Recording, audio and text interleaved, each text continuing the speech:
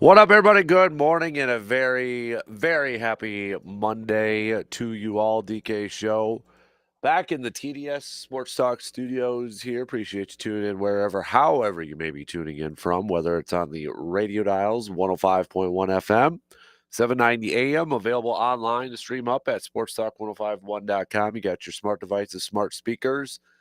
Download the app, take us on the go. Video streams also up and rolling YouTube, Instagram, Twitch, and Facebook. But again, hopefully you all had a fantastic weekend and you're ready to begin a brand new work week this week. What do we got on our good old game plan for us this morning? Well, first of all, you can tell still got a little bit of a voice issue right now. So if I sound a little deeper and such, bear with me here a little bit. But that's also where I need some of your participation this morning. So your thoughts on the NFL draft, on the Packers picks, or your favorite team if you're not a Packers fan, but you still tune in. We thank you for that. So if you got any reaction, any thoughts, analysis from your teams, picks, let me know. If you were at the draft, let me know what your thoughts were on your experience over in Green Bay for the draft. Numbers wise, way over exceeded the expectations. Didn't set records. Detroit had the 750,000, but still heading into it, there was a number in mind in Green Bay, and all the fans that came to town just burst. I mean, just blew those expectations up. About 600,000 people in 3 days over in Green Bay. And I will say, and maybe it was just where we were at, but I will say that was way easier to leave parking wise and getting out and getting back on the highway and such and getting back to our hotel. A lot easier than it is during a game. So whatever they again, maybe it was just the area I was in, but if it was like that all across the board, hopefully that's something they could learn from game days and such and utilize some of that.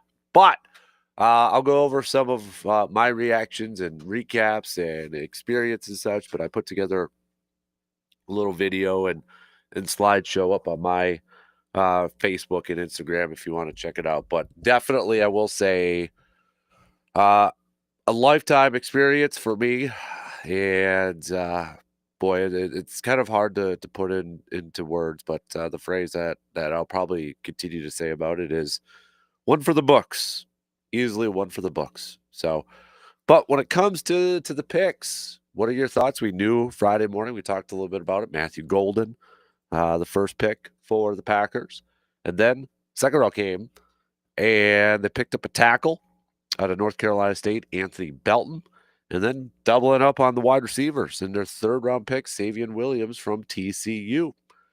And then the final day, round 4, Baron Sorrell, defensive lineman. This what started a trend of 3 straight picks for defensive linemen. Baron Sorrell from Texas, Colin Oliver from Oklahoma State, and Warren Brinson from Georgia. Then you got into the 7th round when the Packers finally picked up a corner, Micah Robinson from Tulane, and another offensive lineman, John Williams from Cincinnati. So we'll go through that, including an early candidate for our preseason training camp player to watch or potential undrafted free agent or like a 7th round player to crack the roster. I want to talk a little bit about one of their undrafted free agent rookies that I think is the early candidate for this guy to make the team. And that's Stackhouse, Nazir Stackhouse from Georgia, a massive defensive lineman. So, but your thoughts? I don't want to grade the draft. I think grading the draft right now, and I know sites and other people do that, but I'm not one. I'm not a believer to grade the draft because we don't know how these players are going to perform, what their careers are going to look like, and such. But I think we can take a look at it and kind of recap it and be like, okay, where did they hit, in your opinion, in terms of needs? what's the outlook? What are, your predictions and your projections? Do you feel good about what they did, and what were some of the misses, and or what not maybe not misses, but what were some of the areas that you thought could be an area that they probably should have done a better job addressing? Like for me, I'll just tell you, I feel like corner. I was a little surprised they didn't address corner early, not until the seventh round. I know Jair Alexander's still on the roster. He's been participating in the offseason stuff. But again, you listen to Goody's comments after the draft, it sure paints the picture of somebody who will not be on this team. So it sure looks like they're going to roll with Hobbs, Nixon, Carrington Valentine as your top three corners. So if there was one area that if I had to pick one where I thought they should have addressed the need a little bit earlier, was corner. But your reaction, your thoughts to maybe some of the other picks in that. So we'll have plenty of draft talk coming up here in just a little bit. But elsewhere across the state of Wisconsin yesterday, the Brewers are picking up a win against the Cardinals. They get an off day today before beginning a road series against the White Sox before finally returning home this weekend, where they will welcome the first place Chicago Cubs. Brewers now 3 games back from the Cubs for first place. They're in third place in their division, sitting there at 14-15. The Reds are above them at 15-13. And the Cubs 5 games above 500, sitting there at 17-12. But Jose Quintana picking up his 4th win in 4 starts for the Brewers, off to a perfect start, 4-0 with a 1.14 ERA. Coming up on Tuesday, Freddie Peralta is slated to get the start. Tobias Myers will get the start on Wednesday. And Chad Patrick right now slated to get the start on Thursday. So we'll recap the Brewers weekend. Not a good night last night for the Milwaukee Bucks. Not only did they fall to the Indiana Pacers in Game 4, but Damian Lillard looks like he's done. Looks like he tore his Achilles last night, and that is a major, major injury. Nothing officially official, but you listen to some of the comments. Doc Rivers afterwards saying, just being honest, it's not very. So it looks like that's the end of Damian's season, and it will affect the beginning of the upcoming season, next season for him too. So, but the Bucks trail 3-1 in this series. Game 5 will be back in Indiana tomorrow night. So it sure seems like that this unless the Bucks can figure out how to run off 3 in a row, sure looks like this is going to be the end for the Bucks this season. Timberwolves, though, they picked up a nice win yesterday afternoon against the Lakers, and they hold a 3-1 series lead against the Lakers. So we'll throw some hoops talk into this. It is a Monday, so fill in the blanks. I'm not saying, but I'm just saying. All right, best ones I'll read up on the air this morning.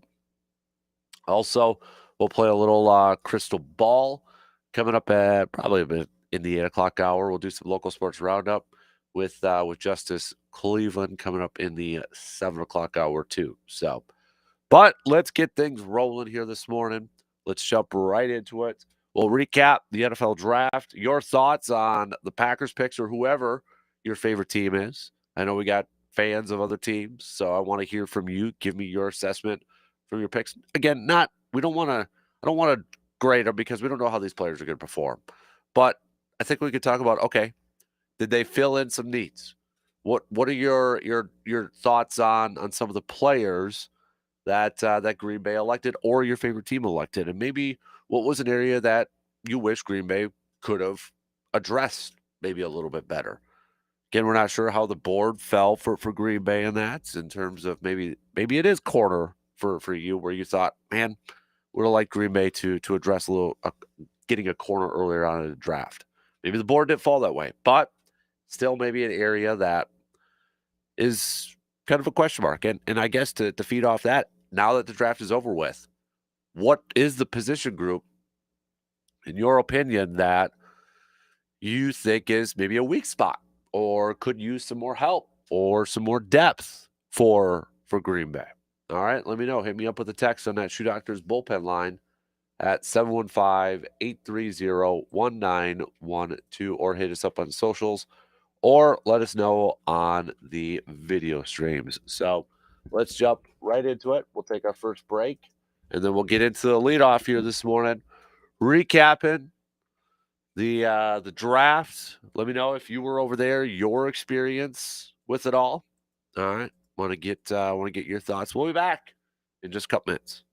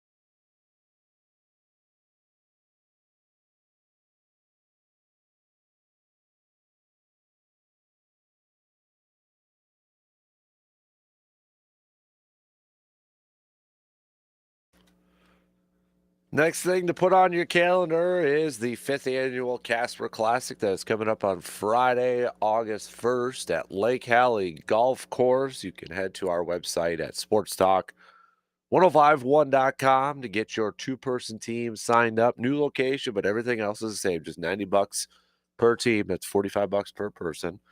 Get a free meal, get some drink tickets, courtesy of our good friends from Park Ridge Distributing.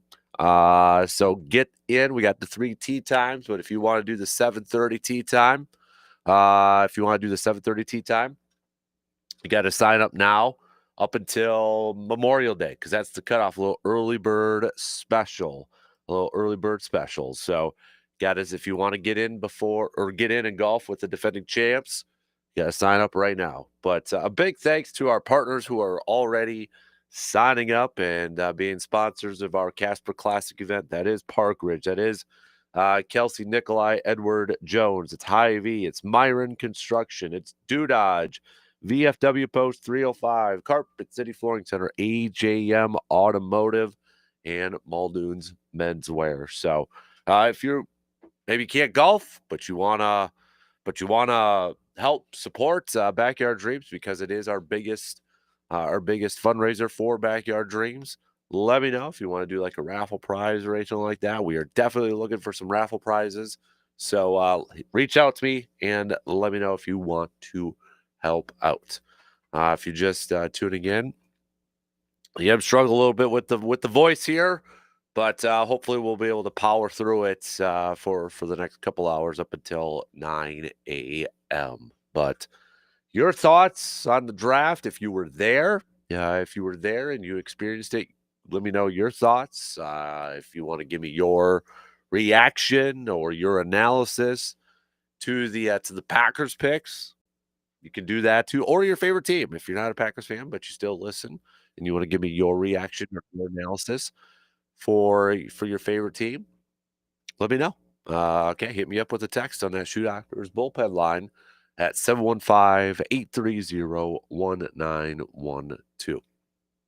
My experience with this with the draft, I mean, like it definitely will go down as one of the most memorable experiences I've been able to have in my sports life, in my life in general, in that. But first of all, tip of the cap to Green Bay because I came in. I'll be honest. I came in with some. I don't want to sound like a Debbie Downer or anything like that, but I was really curious on how Green Bay was going to handle this, how everything was gonna play out and such. But they blew the doors off the expectations. I know a lot of the outside expectations were, numbers wise, maybe a couple 100,000. Ended up being a total of 600,000. Didn't set record set by Detroit, who had 750,000. So I know Detroit fans are using that still as bragging such. But I mean, for a small town in Green Bay, and really no bigger town. I mean, the closest big city is Milwaukee, hour and a half away or so. For Green Bay to be able to hold 600 or to be able to get 600,000 people in the first night, 205,000, and then on a rainy second day, 175,000. Then second day or third day was 220,000. Kudos to Green Bay. Kudos to Mark Murphy. Mark Murphy has been trying to get the draft in Green Bay for years. Got it while he's set to retire in a couple months. And a tip of the cap to Mark Murphy when he announced that first pick of Matthew Golden. Got the crowd to pop. I mean, everybody saw it by now, right? I mean, the crowd to pop. If you weren't there and you watched it on TV, it was louder in person when the fans were going nuts when he said it was a wide receiver. But a big time tip of the cap to Mark Murphy for getting the draft to Green Bay, and a tip of the cap to the city of Green Bay and to the organization for being able to pull this off. Because again, I had my doubts on how it was going to go. And at least from my experience, it was awesome. It was fantastic. So I know the parking was, you had to pay a lot, but we ended up finding this nice couple for our second day. I mean, you had people charging $100, 125, 150 for the first day. And we found this sweet couple, normal $40, and easy out, easy in, easy out. They didn't want to price gouge anybody, and it was just kind of funny. Their neighbors were like 150, and then right there was 40. And got to give that sweet couple a shout out over there. Prices definitely went down on the second day though. Don't know if they got a little greedy after day one and realized that people weren't doing it, and I think a lot of people were taking advantage of the shuttles and such. But uh, and like I mentioned a little bit earlier, maybe it was just where we were at, but boy, it was easier to get out and not really any traffic jams getting out like there is on game day. So I don't know if it was just the area we were at or they figured out something, but maybe they could use that in terms of when it gets to the season and game days and such, because it was easier getting out for the draft, at least in my opinion, than it was during a game and that. But I mean, experience wise, Radio Row, it's completely different from Super Bowl. I mean, it doesn't even compare. Super Bowl, it's like a who's who. Everybody's walking through. You got celebrities, you got players, you got athletes and that, and they're willing to do interviews. It's not like that at the draft. Okay. It's not even close to like that at the draft. It's more of a workroom. They call it Radio Row, but it's more of a workroom for the media. And the only people you can talk to are other credentialed media in there. So it's not like celebrities or athletes walking through and looking to do interviews. So it's not even, I don't even want to compare it because it's not the same. It's not. And I mean, for one, on Thursday, it didn't open up until 3. And then it didn't open up until noon on Friday. So whereas Radio Row, when we've gone there before, I mean, we were able to do our shows from there and such. So it doesn't compare because the only people that have access to it are credentialed media. And so it's not even comparable to that. But I will say, from where we had access for on Thursday and Friday to be right next to the stage and to experience some of that, and I mean, it was pretty darn awesome. It was pretty darn awesome, and I don't know what else to say other than it was one for the books, and definitely a memory I will never ever forget. It was a lot of walking. My legs, my shins still flipping hurt from a lot of walking. It was a lot of miles put on in the mobile man cave, driving back and forth to the hotel to Green Bay and then going back home and that. So a lot of miles put on that. A lot of miles put on the feet and the knees and older body and such. But you know what? It was well worth it.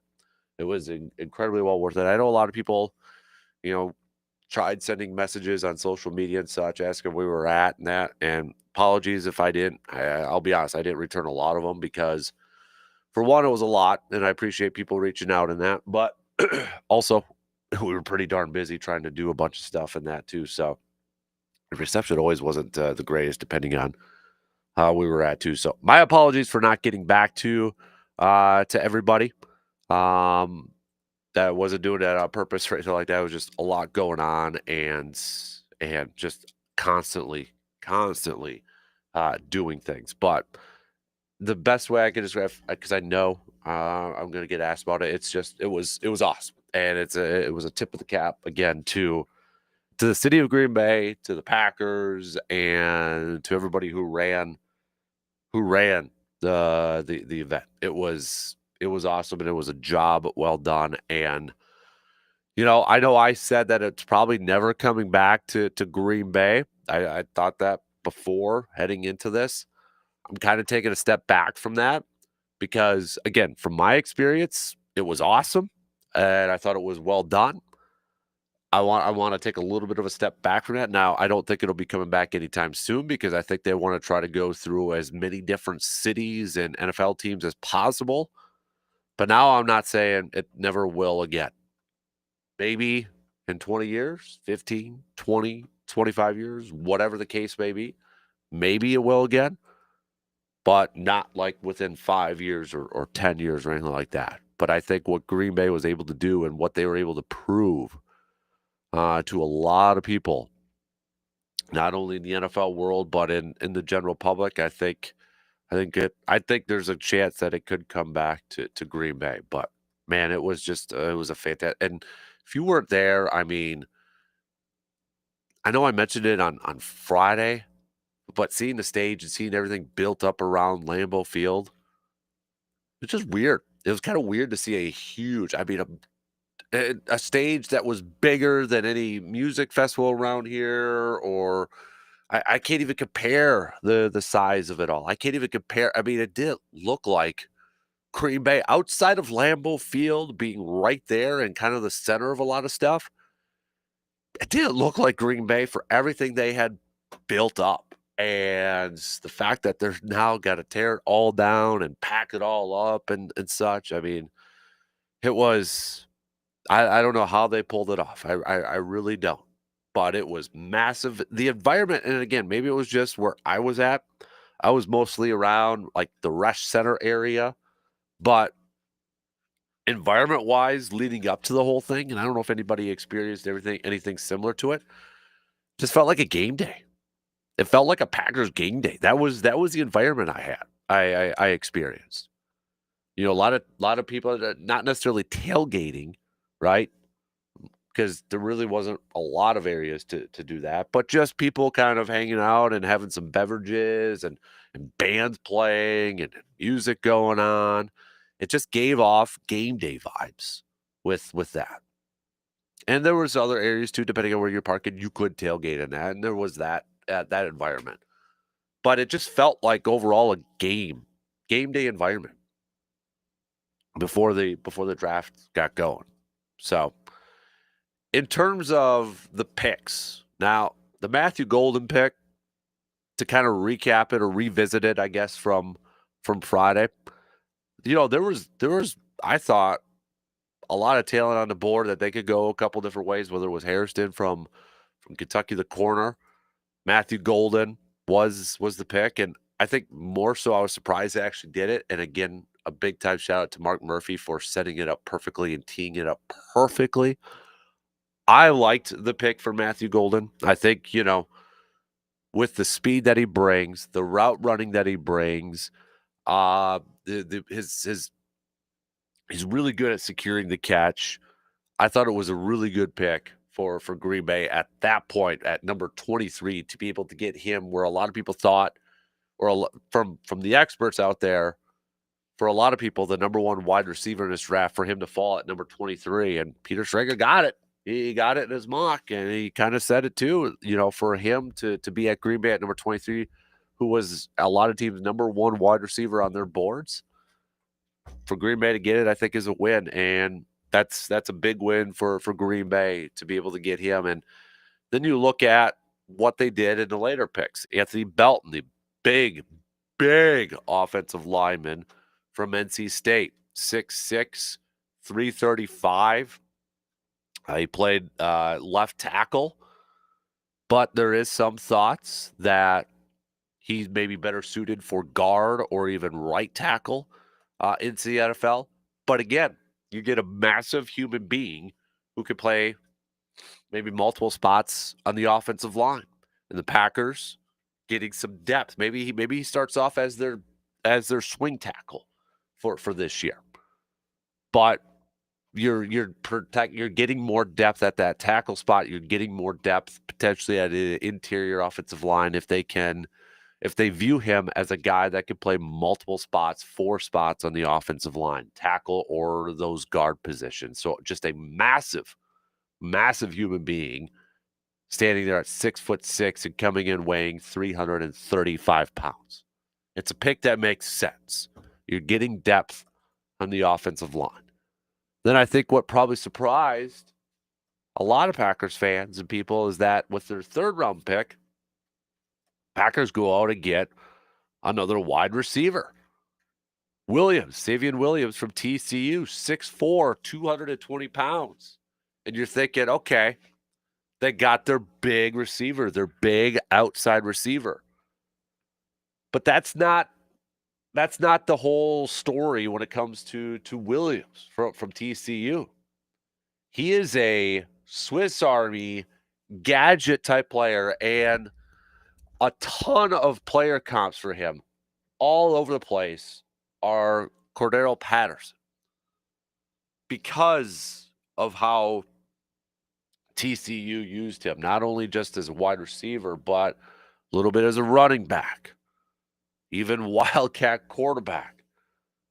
I mean, last year he had 6 receiving touchdowns at TCU, but also 6 rushing touchdowns.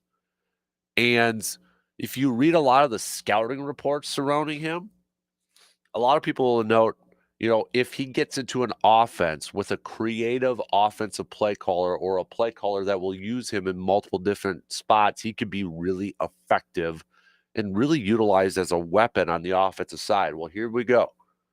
Bring him into Matt LaFleur. Maybe there's a little bit of a Deebo Samuel comparison too, because of his ability to play out of the backfield or line up as a wide receiver. But I think as long as Matt LaFleur and this Packers offense utilizes him the right way, utilizes him as a guy that, he's not just a straight up wide receiver that you line up on the outside. You're utilizing him as a guy that you could do multiple things with, then I think you're going to get the most out of him. And the fact that this is a guy that can take the ball out of the backfield and he's 6'4", 220 pounds and just trying to get the ball in his hands to make plays, I think that's a threat and a unique thing that you can add to this offense. But I will say, I also think it puts guys like a Romeo Doubs on notice. Like, all right, you're an impending free agent, but we're going to protect ourselves with some more depth. The Packers replenished the farm system with their wide receivers. This is something that we've talked about at how many times that Ted Thompson did a really good job at. Was always making sure that the cupboard was full with wide receivers. And I think Goody did that by getting 2 wide receivers within the first 3 picks that he had. Replenishing that cupboard, protecting this team that if Romeo Doubs and Christian Watson are on their way out after this year, in steps these guys. I wouldn't necessarily close the door on Christian Watson.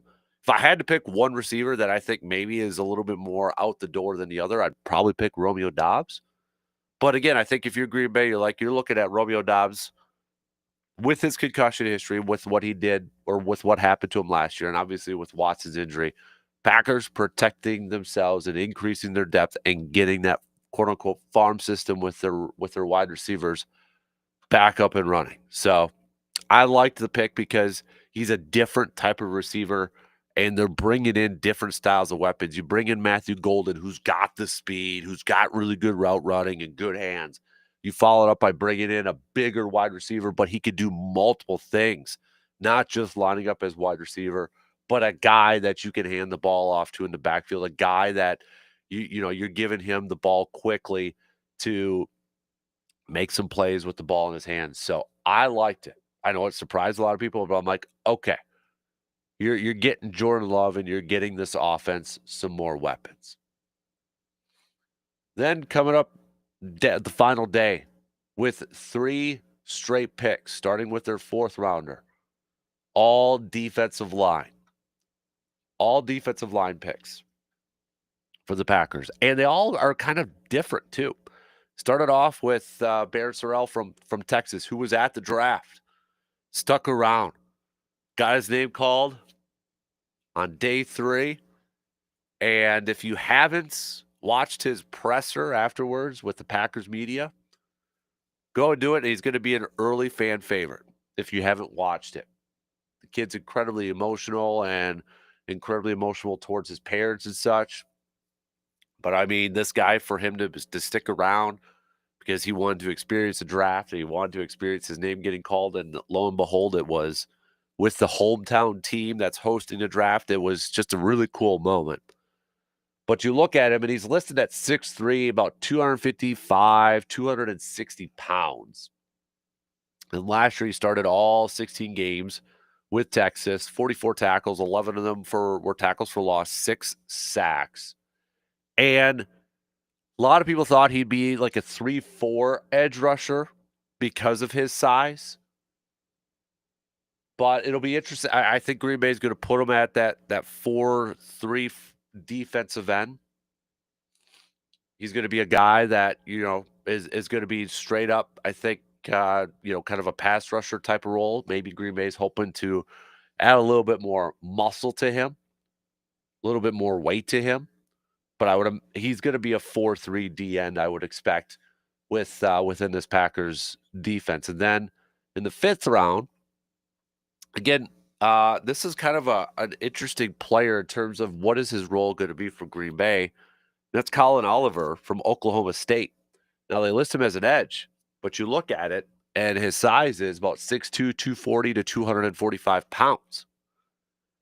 And he's kind of that, okay, is he a off-ball linebacker or just kind of a designated pass rusher? And that's honestly where I feel like he's going to be for the Packers, is that he's going to be maybe listed, maybe, not necessarily a 4-3 defensive end, but a pass rush specialist to begin his career with the Packers. Maybe he develops into something more, maybe in a bigger role.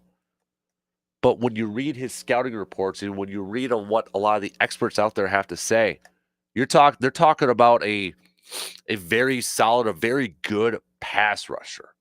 He's got all the talent in the world as a rusher. As one of the reports said, a natural edge rusher with outstanding fluidity and movement talent. But it's the size that where he's not just your typical 4-3 D end or even a 3-4 outside linebacker. And that's where a lot of people thought, okay, is he kind of an off-ball linebacker? I think for Green Bay's purposes, right away, he may be your straight-up kind of pass rush specialist.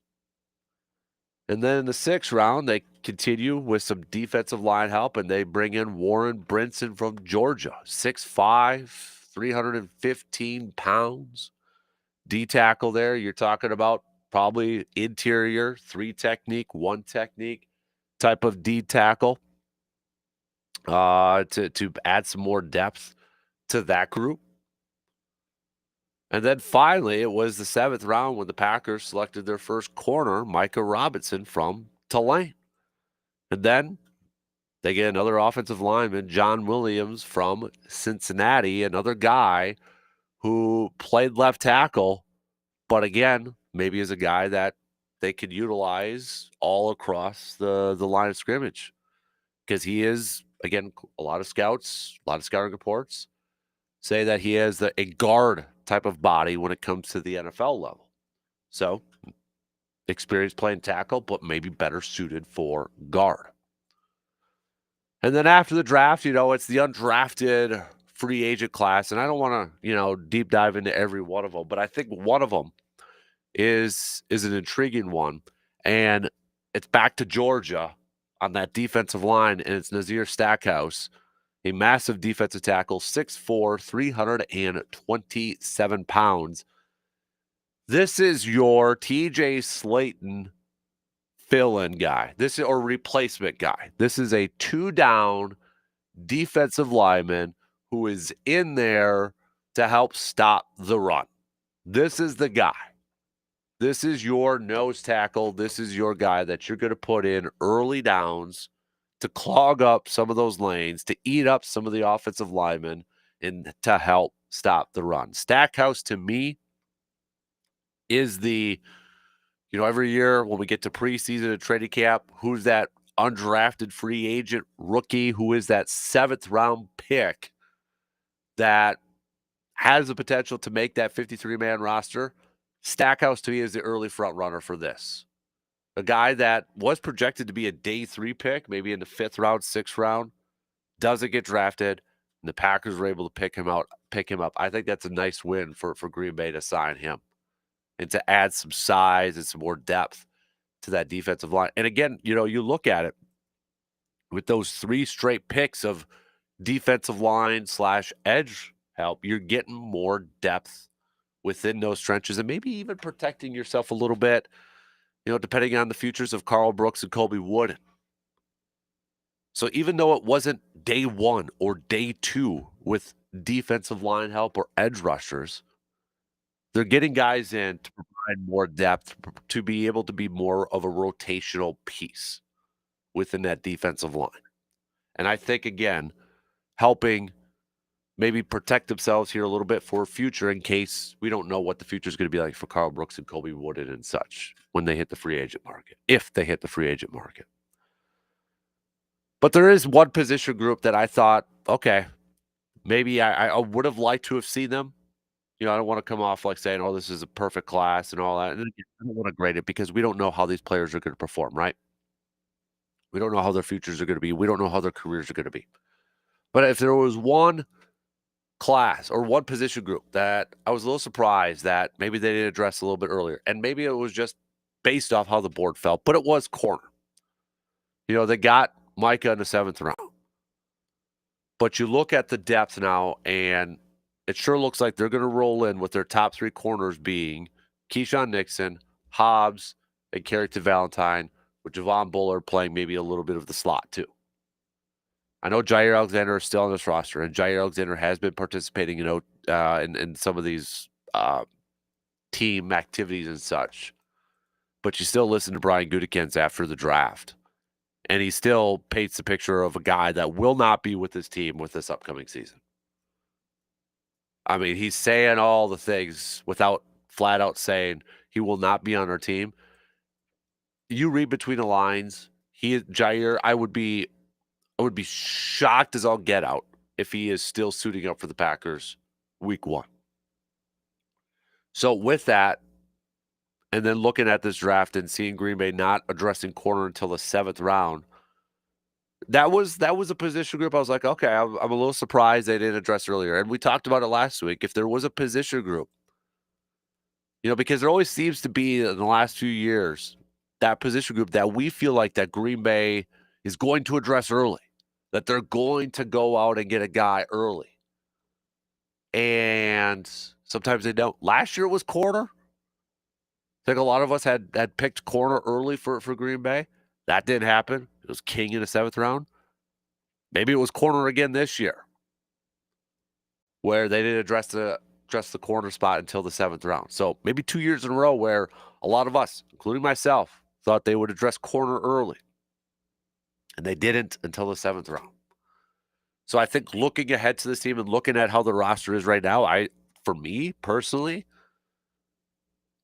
the question mark that I have is probably the corner depth. That to me is number 1. But overall, again, I think there's some intriguing picks here. I think there's some picks here where, especially the wide receivers, a couple different styles that I think will mix in well with what they currently have on their roster, what they currently have on their depth chart at the wide receiver spot. You got offensive linemen that can play multiple spots, tackle or guard. Even your defensive linemen are all different, whether it's a specialized pass rusher, a more typical 4-3 D end, or an interior defensive tackle. You brought in different, unique sets of skills with your defensive tackles or your defensive linemen. And that's kind of something that stood out to me with these picks too, is like, it seems like there's carved out roles for these guys, or they all bring in something different. It's not just like they added up defensive linemen that are all 6'4" and 300 pounds. They all bring something a little bit different. And I'm really curious to see if they can maybe untap a lot of that potential. All right, we got to take a quick break. We'll wrap up the first hour. Send me your thoughts. Hit me up with a text or comment on the video streams. We'll be back in just a little bit.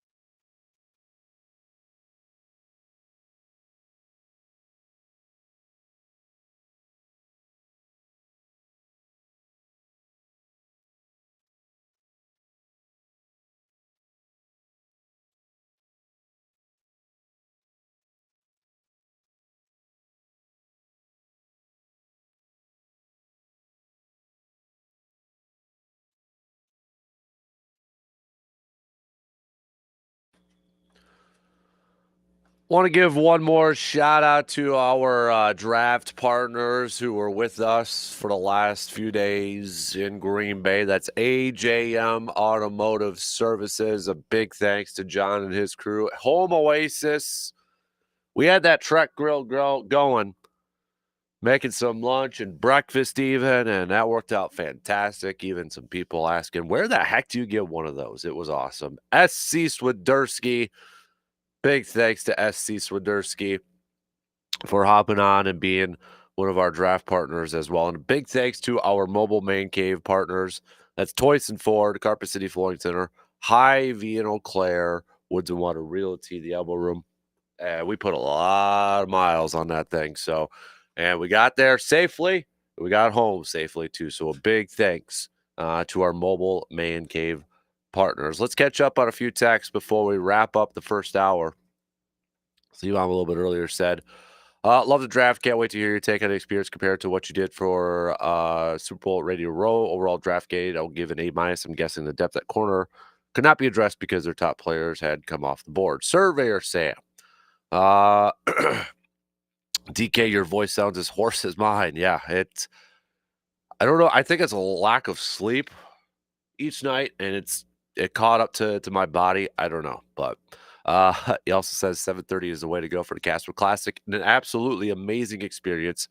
Green Bay couldn't have done it any better if only the weather cooperated. Matthew Golden was an amazing pick. Really excited for Warren Brinson, and we're really excited for Warren Brinson and Savion Williams. All I got to say is, way to go, City of Green Bay. Every person was so nice and welcoming. All I heard from Purple coming to Green Bay for the first time was what an amazing experience and what nice and welcoming people. Jake from State Farm also saying, I don't know if my legs hurt from walking or tackling my buddy Gage into a grass ditch after he tried starting a scuffle with the T. Higgins fan. It was absolutely crazy. I had the time of my life. $16 drinks, $109 bucks sweatshirts. Who cares? The Matthew Golden pick was an absolute crazy pick that I will remember for the rest of my life. You guys kind of, Jake and Surveyor kind of hit it on the head too, talking about, I mean, I don't, of all like the security and media people that were checking credentials, I mean, everybody was in a good mood and very polite too. And you guys hit it on the head. An experience unlike any other. Jeremy, I'll get to your Bucks ones coming up here just a little bit, but I thought the draft picks were solid. I was surprised they stayed pat and didn't trade at all. Yeah, me too. I was really surprised. If I could change anything, I would have taken Trey Amos in the second round, but Belton should be solid. Question, though, how do you think the receiver room shakes out? Watson will start on the IR, or that opens up a spot and you can lock in Golden, Reed, and a third-round pick, but they got Dobbs, Dontavian Wicks, Bo Melton, Malik Heath, Hardman, a lot of bodies and not enough space. What are your thoughts? Yeah, I mean, you got a lot of competition. I would say your locks, though, are going to be Jane Reed, obviously Golden, obviously Williams, Dontavian Wicks is going to be on there, Romeo Dobbs is going to be on there, and then I would say, you're probably going to keep 6 because Watson's going to be on the injured reserve. I think it's going to be a battle between Malik Heath and Bo Melton and McCall Hardman for that final spot, unless something happens, knock on wood, injury-wise. But I think that's how it's going to shake out right now on April 28th. Definitely some battles, definitely some depth. And hopefully the competition is what brings out the best in these guys. All right, 1 hour in. I want to continue to hear your thoughts. If you were at the draft, let me know your thoughts on the picks. We got some Bucks and Brewers chat also coming up too.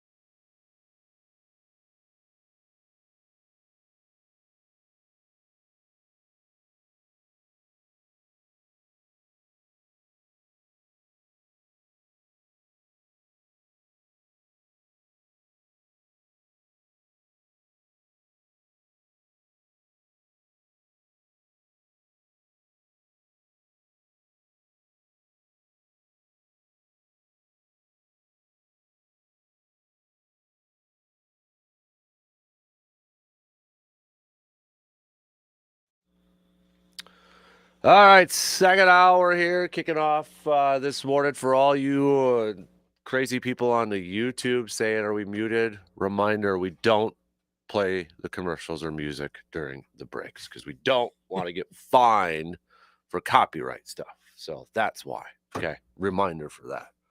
Maybe new viewers there, JC. I think so. New viewers.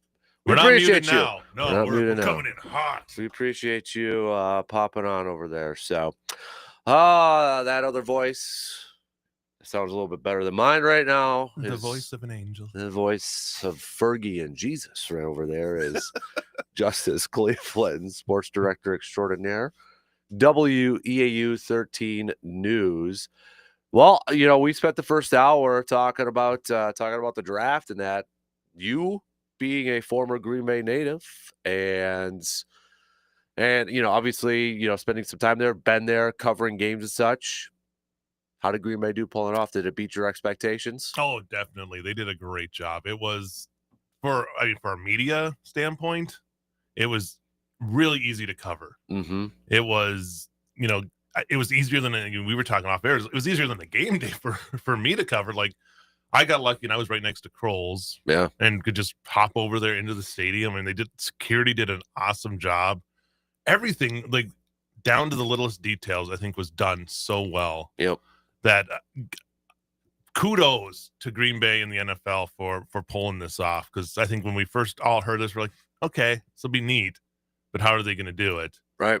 And then also kudos to all the fans for showing up. 600,000 strong that showed up total in those 3 days. That first day, they had to close down the draft theater area because you filled it up. Mm-hmm. I saw that Detroit was like, oh, well, we had 250. It's like, yeah, you also have like 16 times the metro size of Green Bay to pick from. Exactly. So no, kudos. I saw plenty of fans from around our area that made the trip over there, and it definitely was like a once in a lifetime thing that you really wanted to be a part of. It. For stuff I've covered, it had a feeling of, I kind of like the Ryder Cup when it was over, and like that it's probably you're not going to get another chance to do this. Yep. Possibly. So it's like, let's show up, and everybody did. So. Yeah, it was an amazing event. And just from a Green Bay native perspective, just something I would have never dreamed of. If you would have told like 12-year-old Justice that the NFL draft was going to be basically in his backyard, growing up, I would have like, no way. I mean, huge. The huge shout out. I mean, Mark Murphy too, because this is a guy that has been trying to do this, bring it to Green Bay. He gets it to come to Green Bay just a couple months before he has to retire. And the first round pick, I mean, he teed it up perfectly. Just a perfect swan song, I think, for Mark Murphy. Yeah. And Murphy's, I think what we'll probably forget is just how much Mark Murphy was basically wore a lot of his emotions on his shoulder this whole time, dating back from the Aaron Rodgers, Brett Favre saga to the Rodgers saga to this. Like, he's a guy who a lot of times maybe said too much at, people, probably much to the dismay of people, but that was him. And for what he has done, that area, I mean, I try to explain to people that area around Lambeau, the Titletown district, that was from scratch. Yeah. You had Lambeau. First of all, Harlan helped him getting the atrium done. Yep. That was the first step of that. Yep.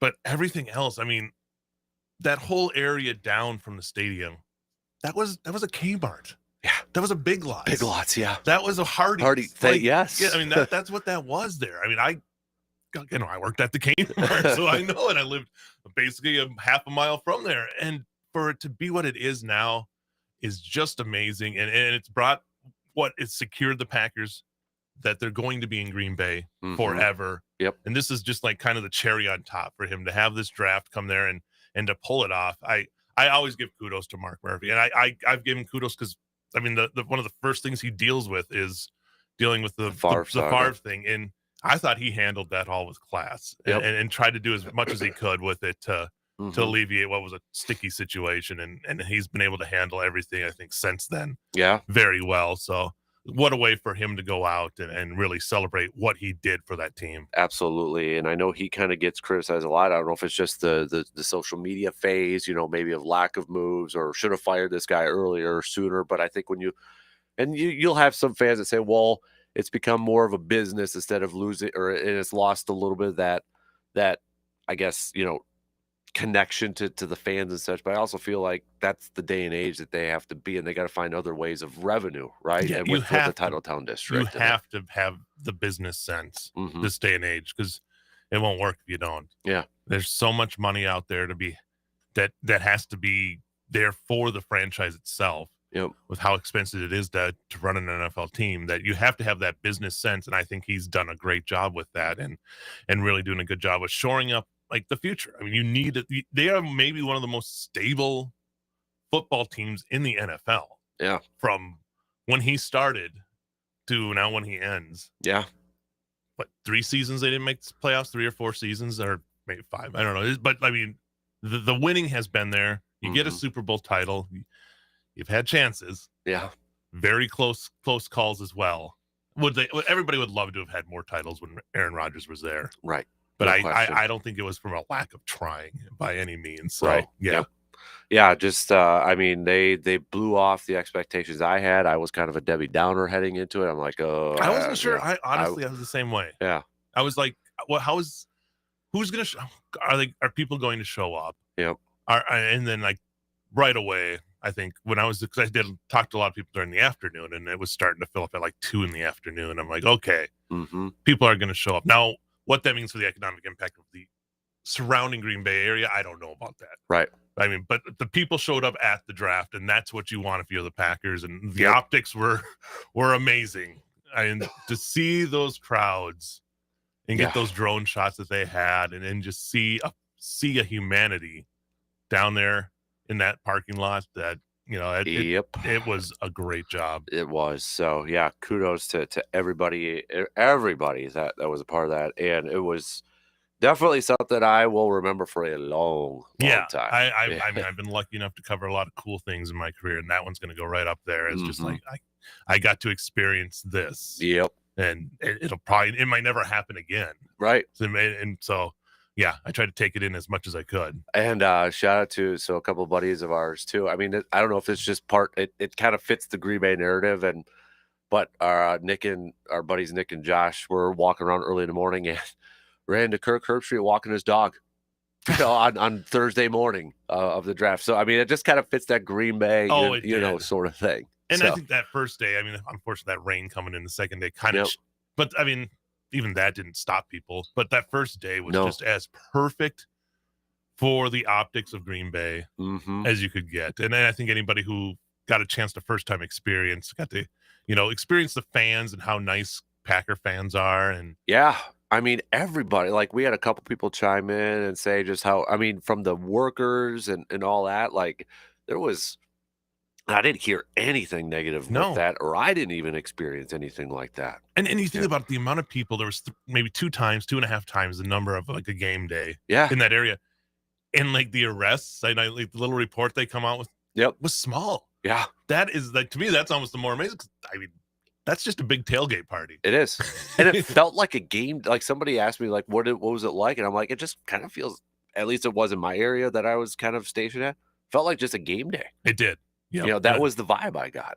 And just talking to people and just like, a couple of people from Menominee, Holcomb and stuff like that I talked to, it's like, as soon as we heard, we were going to be there. Yeah. And I think that's what the great thing is. People came from all over, especially the state. And then you saw people from different countries and tons of different fandoms were there and got to experience it. Yeah, no question about it. So if you were there, let us know what your experience was like. 715-830-1912 with a quick text or comment on the video streams and such too. But overall with the picks, I mean, going back to Mark Murphy, dude set it up perfectly with the first round pick.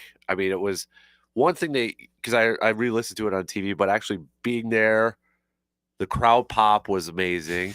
He set it up perfectly. And I can't remember, I know I said this Friday morning, I can't remember the last time a majority of Packers fans loved the first round pick. I know. That it's just like the overwhelming majority loved it. I was so surprised. I almost feels like you go back to Aaron Rodgers. Yeah. Because that was such a surprise. And I think the crowd was like, there's no way they're going to do it. And it's they still did controversial too, because you had Favre and it was like, what are you doing? Sort of thing. So there's more like the and but with Matthews, like it was hard for where I was. So we were stationed in the bowl, in the suites in the stadium.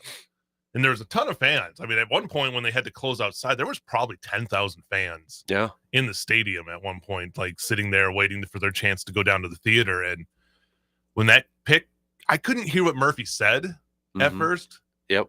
But then when the crowd reaction, that's when you're like, oh, okay. Yep. That's why. And it is. I mean, for me, I haven't seen a wide receiver in my. I started covering the Packers late 2003, so I haven't seen a wide receiver. You were the year after, yeah.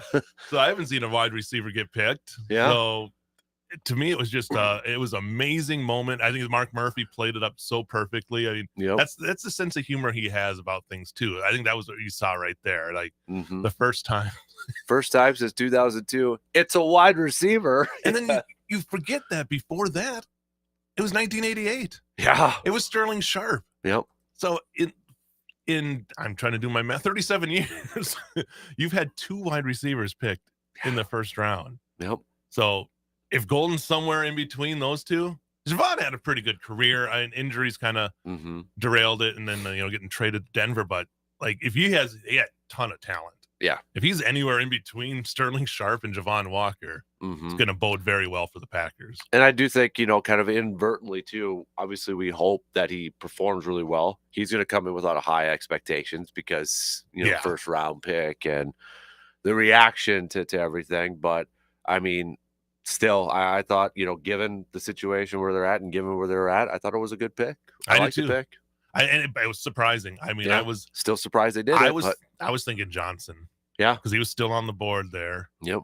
Now, I almost thought, like, the reaction at first, I almost thought that they went Sanders because I couldn't see it at first. I'm like, well, they're really reacting to this. Like, that would be, like, the most surprising one if they would have done that. But, yeah, I mean, to me, like, I think I'm trained because I started during the Ted Thompson era that I never expect them to take what you expect them. Yep. I thought they were going the lineman that was still out there from, was it Ohio State? Oh, was it Tyleek Williams? Yeah. I thought they were going. I texted it and I'm like, and here comes the lineman as the crowd's like all excited. But then when they did that with Matthews, how awesome! And to have him there, to have him come out and be able to pump up the crowd. Yep. I almost wish he would wear number 1 because Golden 1 is almost such a perfect like. Yeah, I don't know how he got 22. He's wearing 20. That's going to be weird as a wide receiver to see that. Well, it's now with all the number changes there, but hey, I think this is going to be just a fun pick to see what he does, and the personality wise seems like it's going to fit perfectly with that team. Yep. Granted, now the big elephant in the room is that is a crowded receivers room, and there's going to be people that are going to be out. Yep. And probably a bigger name than we expect to be out after training camp because it's going to be hard to hold on to all of them. It is. But I think that's what you want, though. And it's going to be hard, but you want that depth and you want that competition, not only as a player, but as a team, but as a fan group too. Yeah. Right. So, and you had to look at it last year. They said they didn't want a number 1, but I think you need somebody that is that reliable number 1. I think they had a great receiving core, but I don't know if you had that one guy that you're relying on when you need them. And we talked about that all season. It's like they didn't have that veteran. Yep. But now like those other guys are starting to become veterans. You have Hardman in there too. And that's the thing. It's like you add him. Yep. So now it's like, man, there's going to be some tough decisions, but that's, I think, as you said, that's what you want. Yep. Because you're going to make that cream rise to the top. Yep. A couple of texts before we have to take a break here. Doug says Mark Murphy doesn't get enough credit for preserving the historic perception of Lambeau and the Titletown legacy. He has adapted the town for the next generation.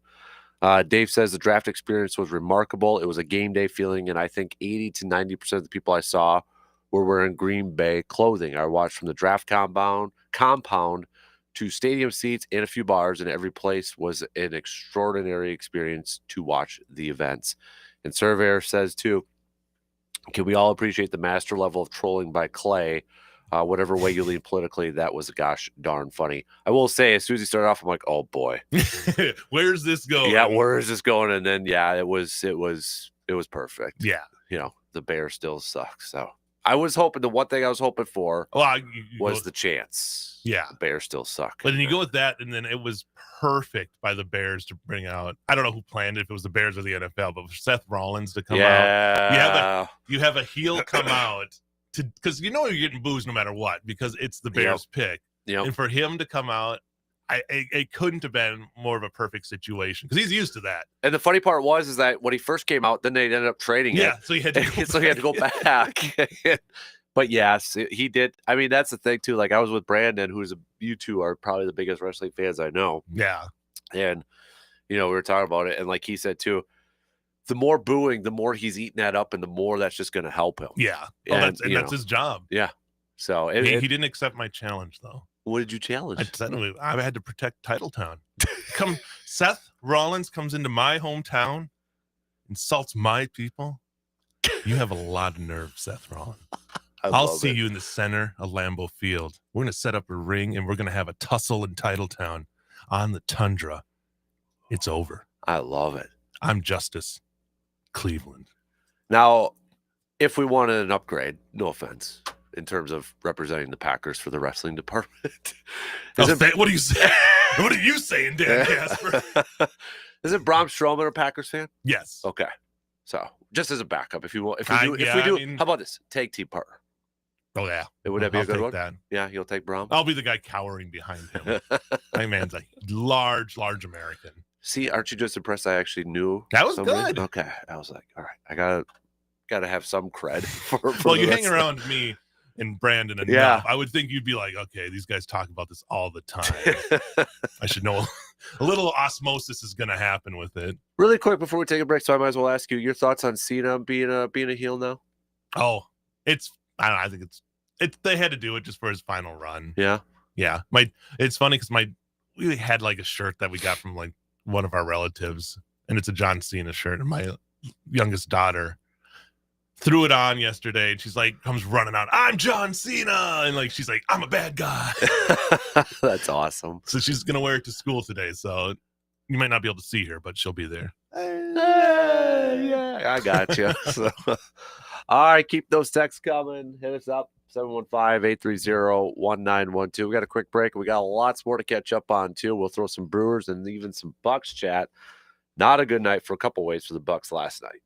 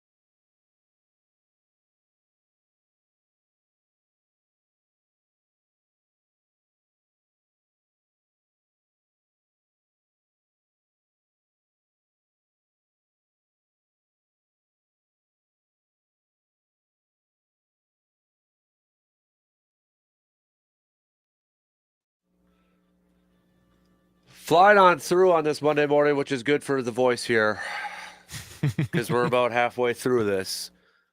Continue to send us your draft thoughts, whether you were there and your experience. You can text those on over, or what you thought of the picks overall.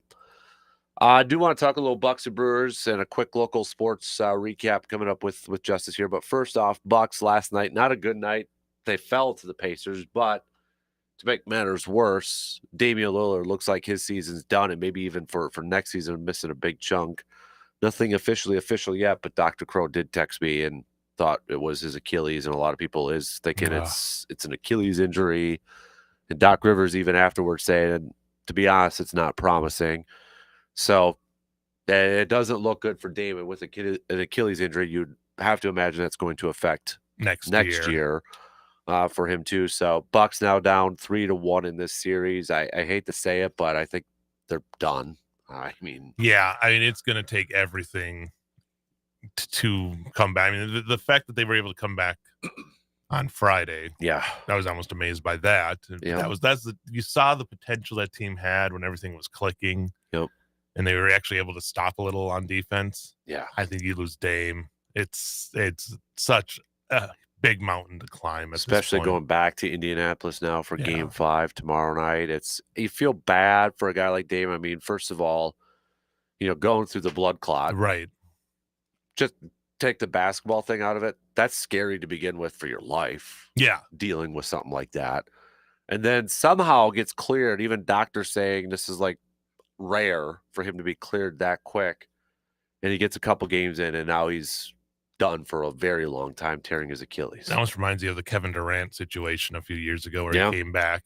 And then it was like the same thing. I mean, that I saw that news, and because I stepped away and saw that, I'm like, it's been one of those seasons for the Bucks where nothing seems like it went right. Maybe they got one title this season, the tournament, but like it's just nothing's been there together the whole time. Yep. And now it's you're on the brink. You got to go in to Indianapolis and get the victory. I don't know. I mean, Giannis they've done such a good job of keeping Giannis from being scoring 50, 60 points. Right. I mean, it's going to take that, I feel like, for Giannis. Probably not 50, but somewhere deep in the 40s for them to win this game, because I just don't know about the rest of the supporting cast at this point. I agree. So we'll see. I mean, at least the Timberwolves, I don't have a problem rooting for the Timberwolves. I'm a Bucks fan, but I don't have a problem rooting for the Timberwolves. They could really help save the NBA by taking down the Lakers. Right. The NBA doesn't want it, but I think a lot of us would like nothing more than take out the Lakers. Or they just don't blow a 3-run lead, because then all we'll hear about is the Lakers for the next how long. Well, then I feel like if the Lakers do lose this, it won't be about how the Timberwolves won. It'll be what happened to the Lakers and not giving the Timberwolves any credit whatsoever. Well, you gotta talk about something if you're on a certain network. Exactly. Nothing's better than talking about the Lakers and Yankees. Yeah, and right. Cowboys. That's Oh gosh. So it stinks. It really, and now it's going to enter into an offseason, which I was a little surprised, because Brandon was the one who told me on Friday that the Bucks extended John Horst to a contract extension late last week. And I think there was a thought like, okay, if this is an early exit, could we see some changes with the head coach and maybe general manager? It's not going to be the case with the general manager, at least. I just think there's too much money right now wrapped up in dead cap space coaches that can they afford to? I mean, I don't know what happened when Budenholzer went back to coaching, like all that all works out, but Doc's gotten a year and a half. Do you just try it another year? And that's the thing, is like the NBA is so difficult to forecast. Like, do you want a retread? Do you want a first timer? I don't know. I really don't know. I think a lot of it has to do with what Doc wants to do. Yeah. I almost feel like, are they going to rebuild? I don't know if they're at that point. There's a lot of people that are always like, just blow it up. Yeah. But okay, good, because then I can see the Bucks back in the playoffs in 20 years. I don't know. I don't want them to get rid of Giannis. Yeah. And I don't think it's time to cut on Giannis. No. Not that I'm not putting any of this on Giannis. I'm talking about them doing it just to get picks. Right. So but they have decisions to make. I think Brooke is probably gone. He's a free agent, Yeah. so I think you move on and try to get maybe a little bit younger at that position and maybe more up to date with the stretch. The defense just at times when Indiana's running the ball, it's like a team of centers playing a team of guards. That it looks like, because Indiana can just run past everybody. Yeah, and like asking Brooke to guard on the perimeter, some of these guys that can just slash like they can, it just doesn't work. Yep. So there's a lot of things they have to look at. They're really, like you said, with Brooke, I think it's been a great run, but I think they need to find kind of an upgrade. They need, I mean, the Drew Holiday thing, we go back to it. I don't know if that's the major thing, but it seems like that's the point where the splinter point where things, especially on the defense, just broke down. And I agree. I agree. It'll be an interesting offseason, a very interesting offseason. It will. A big one, too. And I hate to say this, but I feel like this is a big one to maybe determine the rest, the next few years of Giannis, too. Yeah. I hate saying that. I don't want to get it to, like, because everybody's going to talk about Giannis should be leaving. I think this is a very big offseason to ensure that Giannis does stay for the next few years. And that's what I hate is, like, if they get eliminated, the national pundits are going to go to that right away. They are. Yep. It's going to be, well, why is he even there? Yep. They're wasting him. He should force his way out and all that stuff. And I just don't, I mean, I don't ever want to say don't see that, because I feel like there's plenty of guys who I've said that about that go and then do stuff like that. Yep. But I feel like Giannis isn't going to be the guy who's going to publicly try to force his way out. No, I don't either. I don't. I just think we've lost that team. Seems like it's lost its joy. Like there was a looseness and a fun That's a good way to put that. With that team that just isn't there. Yep. It's like they've been pressing for the whole season. And sometimes they had stretches where, like, the end of the year where they looked like that's the team that it could be, and they were doing it without Dame. And but that's a really good way to put it. I would agree with you. Yeah, they don't look like they're having fun. They're not that loose group. No, and that's what that was. And I think go back to that championship team. It was a veteran heavy team. Yeah. And those guys all, like, and you lose those pieces slowly but surely. And now you just kind of have the framework there. Mm-hmm. But I think, there's something, just the chemistry doesn't seem like it's what it was before. There's a lot of things just missing there that have led us to get to this point where this team's good, right, but no longer great. Right. So there's definitely decisions to be made, but this, the salary cap makes it difficult. Like, how do you bring in the right people? Exactly. And when you're in the Bucks, you're in a kind of a strapped place because you have a once in a lifetime talent that you have to pay the max. Yep. Brewers wise here, before we take a quick break and do a quick local sports, they avoided the sweep yesterday, taking down the Cardinals. Jose Quintana has been, I think, exceeding expectations so far. 4 starts, 4 wins, 4-0. 1 point was it 1 point something ERA so far. It's way down, like 1.21 or something like that. 1.14, so even lower than that. So I mean, he has been remarkable. But Brewers right now, they're third in the division, 14-15. They're 3 games behind the Cubbies. The Reds are in second place right now. Still a lot of season left to go here. And just, even during that losing streak, those 4 losses, you're talking about 1-run losses. Yeah. Saturday being the one that probably was the biggest kick, because you battle all the way back from a 5-run deficit, get it tied, and then Nolan Arenado, he loves hitting big hits against the Brewers. Yep. Yeah. After Jackson hits the home run, and then it's like, oh crap. Yep. Yeah. And that's a tough one to swallow, and that's maybe been a little bit more concerning. Is the Brewers bullpen at times has had some letdown games. Yep. But that's a tough. I mean, I don't know how much you want to blame the bullpen. It's a rough one right there. But then to come back the next day, get the win, and there's a lot of, as much as there's been some negative in the losing streak, I'm seeing more positive signs, because I think you're starting to see guys starting to round into shape a little bit better there as we get towards May. I think Yelich is getting a lot more consistent than he was at the beginning of the season. Contreras has bounced back after what was a horrible start to the season. Durbin's come up, and I've liked what I've seen so far from him. It was a guy, like, I was really high on seeing what he could do, and I think he's been getting some big hits as well. So there's stuff that's starting to look good. Starting pitching wise, you've gotten some really good performances this first month out of guys you didn't expect to get some. And after a horrible start, you're sitting around 500 first month of the season. You probably take that when you add all that stuff with the injuries and stuff too. It's a lot of, I mean, there's 5 months to go. Yep. Yeah. It is such a marathon, not a sprint. And there's a chance. I mean, Brewers take care of business against the White Sox, and then you get home, and that's where you welcome the Cubs. So, I mean, there's a chance for them to climb right back up in there after this week. I mean, yeah. So there's not. I think there's a lot more positives right now going on with that team than negatives, and take the ebbs and flows. And St. Louis has just never been an easy place for the Brewers to play. It's been a house of horrors because it's like nightmare city when they go there usually. So I think it's cool. I don't know if cool is the right word, but really great to see too when you look at, because we're like the first month into the season. We're first month is in the books, and when you kind of look at it, in terms of position players and such, it's fair to say I think Bryce Terang has been their most consistent offensive player. Yes. For what he has been able to do, especially since they have faced a lot of left-handed pitchers, and that was his issue when he first came up.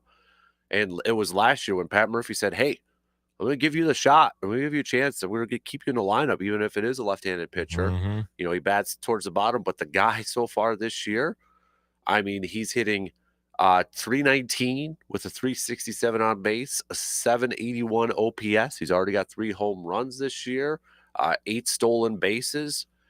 Then you add in Sal Frelick, Mr. Consistency over there too. I know he's been a little slow as of late, but he's still hitting over 300 for this whole season. So, but Bryce Terang, man, for the season, we know about his defense and that, but it's been the offense. Yeah, and I think that's what you like to see as a guy rounding the well-rounded part of his game too, where he's going to start. I feel like it's hard to say if he'll get all-star considerations, but I think the way he keeps hitting like this, you got to give him, because people know his defense. Yep. But if you can get that offense to follow, and then the same goes with Sal Frelick. I mean, he's another guy who's known for his defense. Yeah. But when he started getting the back going, it's like, okay, this is good. And for the first couple of weeks, him and Terang were like the only guys. Yeah. Churrio obviously was having some big games too. And that's the thing, like Churrio, I feel like he's going to maybe be one of those guys that goes on the heater for a while, and now it's kind of cooled down, but you got to be aware of him in the lineup all the time. And again, I think Yelich is starting to look more loose out there. Yes. Like those first couple weeks when he would run the bases, I was like, he looked like a guy who had back surgery. Yes. And I think now, he's starting to get a little more trust in there. You're seeing him steal bases. And so that makes you feel a little bit better. It's like this guy can start getting back to form. He's hitting home runs every once in a while. So he's hitting it to the opposite field. Yeah. And that's when he's at his best, is when he's driving those balls into the gaps into the opposite field. So I'm not worried. Yeah. I'm okay. I don't want to ride the ebbs and flows and the highs and lows of this baseball season when we're only just 1 month in. Is it crazy though? That feels like opening day was like 3 months ago. I think there was just so much that happened in the space of opening day to what now, because you had the draft. You had the Easter holiday as Masters. Masters. Yeah. A lot has happened. April was a busy month. It was. So now May comes and makes things will slow down a little bit and sit back and watch those Brewer games. Exactly. All right, let's take a quick break here. We'll do some local sports roundup. I don't know if anything's on the schedule for tonight, but they may want to keep an eye towards.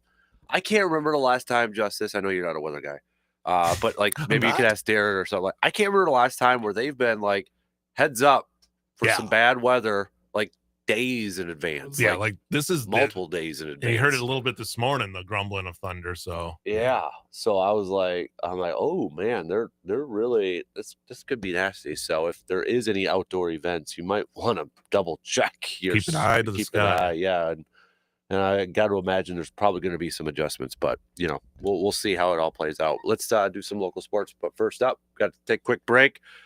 And I got to make another cup of tea to power through the final hour. So quick break. We'll be back after these few words.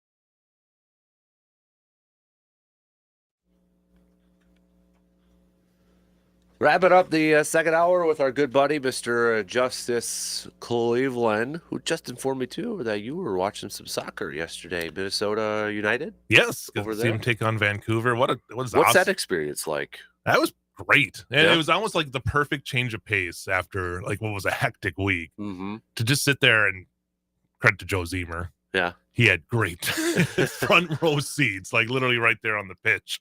So like we're sitting there and like it was just an awesome experience. It is almost like so relaxing, but yet you're watching the sporting event go on. And yeah, I really enjoyed the atmosphere that they create there. Mm-hmm. You got the chants going on the whole time in the background. It's almost like you throw on like some sleep music. Not that you're going to fall asleep, but it's just like relaxing in a way. Yep. But then you get up when there's like a corner kick and that was like right in front of us. I don't know. It was really cool. They lost, unfortunately, but yeah. And then just to see the power that professional soccer players have and the control of a ball, like you're watching this. I think it's like a golfer, like watching the spin. Oh gosh, that they can put on a ball and make it do whatever they want. Especially like 200 yards out or something like that. I hate that because I'm so jealous. I am too. I was just like, these guys are just amazing. So that was my first. I've been to a couple professional soccer games, but that was my first one there at their new stadium, and yeah, it was pretty awesome. That and also it just boggles my mind how tennis players can put that spin so it just goes straight and then drops. Yeah, like because I try smoking it hard and it goes how many over the courts and everything. So it just, and that's like the thing when like professionals are doing something like that, just the things they can do that you're just like, yep. It's like, and again, I go to golf, like putting backspin on a ball. It's like, yeah, I can't do that. Nope. If it does, it's not on purpose. Bingo. Yeah. So I was very amazed. Yeah, shout out to the Minnesota United for just what is a really cool atmosphere there. So anybody wants to go to the game, it's an awesome stadium. Absolutely.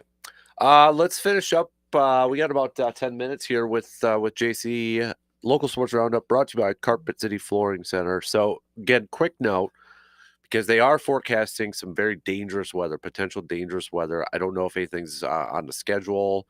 I would imagine maybe like even if there's practice or something like that, if you're a parent listening, may have to pick up the kid a little bit earlier or such. So. And it's Mondays, and Mondays are usually more of a limited schedule when it comes to. Then there are stuff that are scheduled, but yeah, it definitely is one of those things to keep an eye on. And who knows when that rain comes in, right? What's going to happen. So yeah, right. I think there's going to be a lot of abundance of caution when it comes to these games. Absolutely. So I mean, we're in the thick of it all. We're at the end of April, and it's going to be beginning of May already this upcoming weekend and such. So we're getting towards the end. Like when you go to college-wise, we're almost at WIC tournament time when it comes to baseball and softball. Lacrosse, I think, is wrapped up their regular season as well. So the WIC championships are outdoor championships for track and field.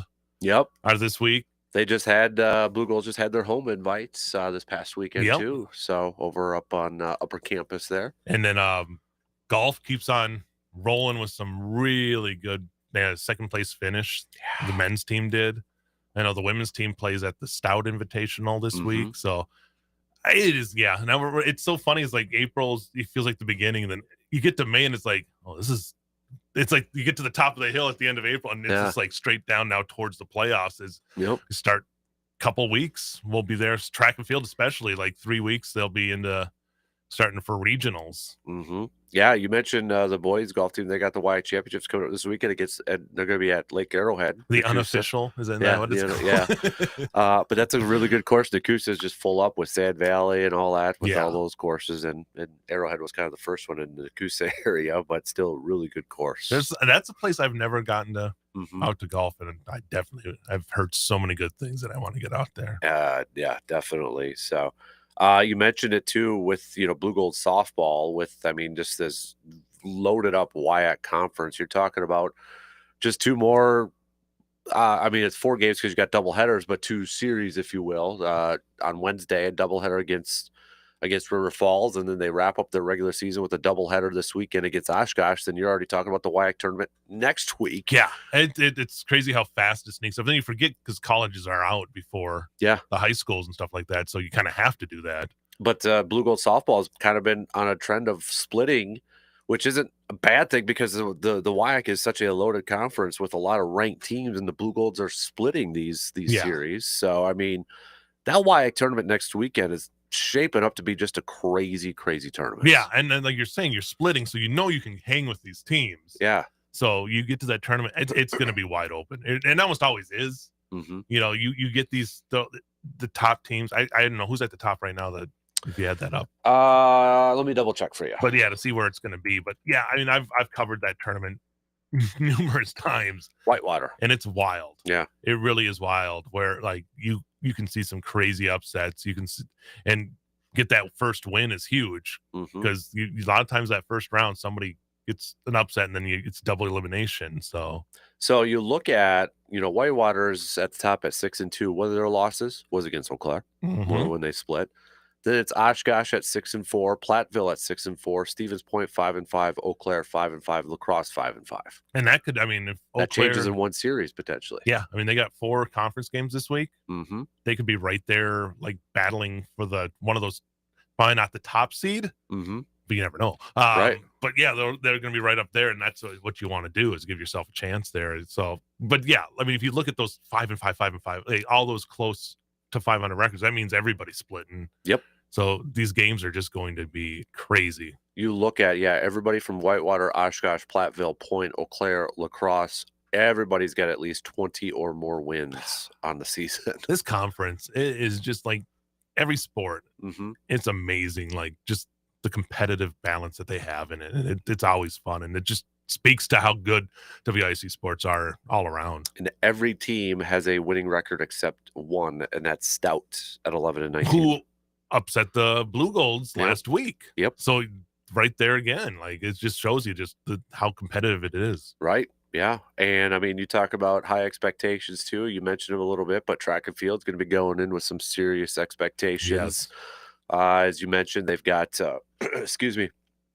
WIAC championships coming up this weekend. So that's that Chip and that they love their outdoor season. And that's, WIAC championships, but also you're talking national goals. Get too. That chance to keep moving up and go to the national, coming off the home meet. And you also had the Drake relays going on, some success on both sides there for the Blue Golds. That is a team that, every year you're talking about, obviously with lacrosse as well. I know I'm not supposed to mention those two in the same breath, but as we know, both those schools are always battling for titles, and then go off to Oshkosh where they'll be the host this week. It's you expect some top podium finishes there from those teams. Definitely.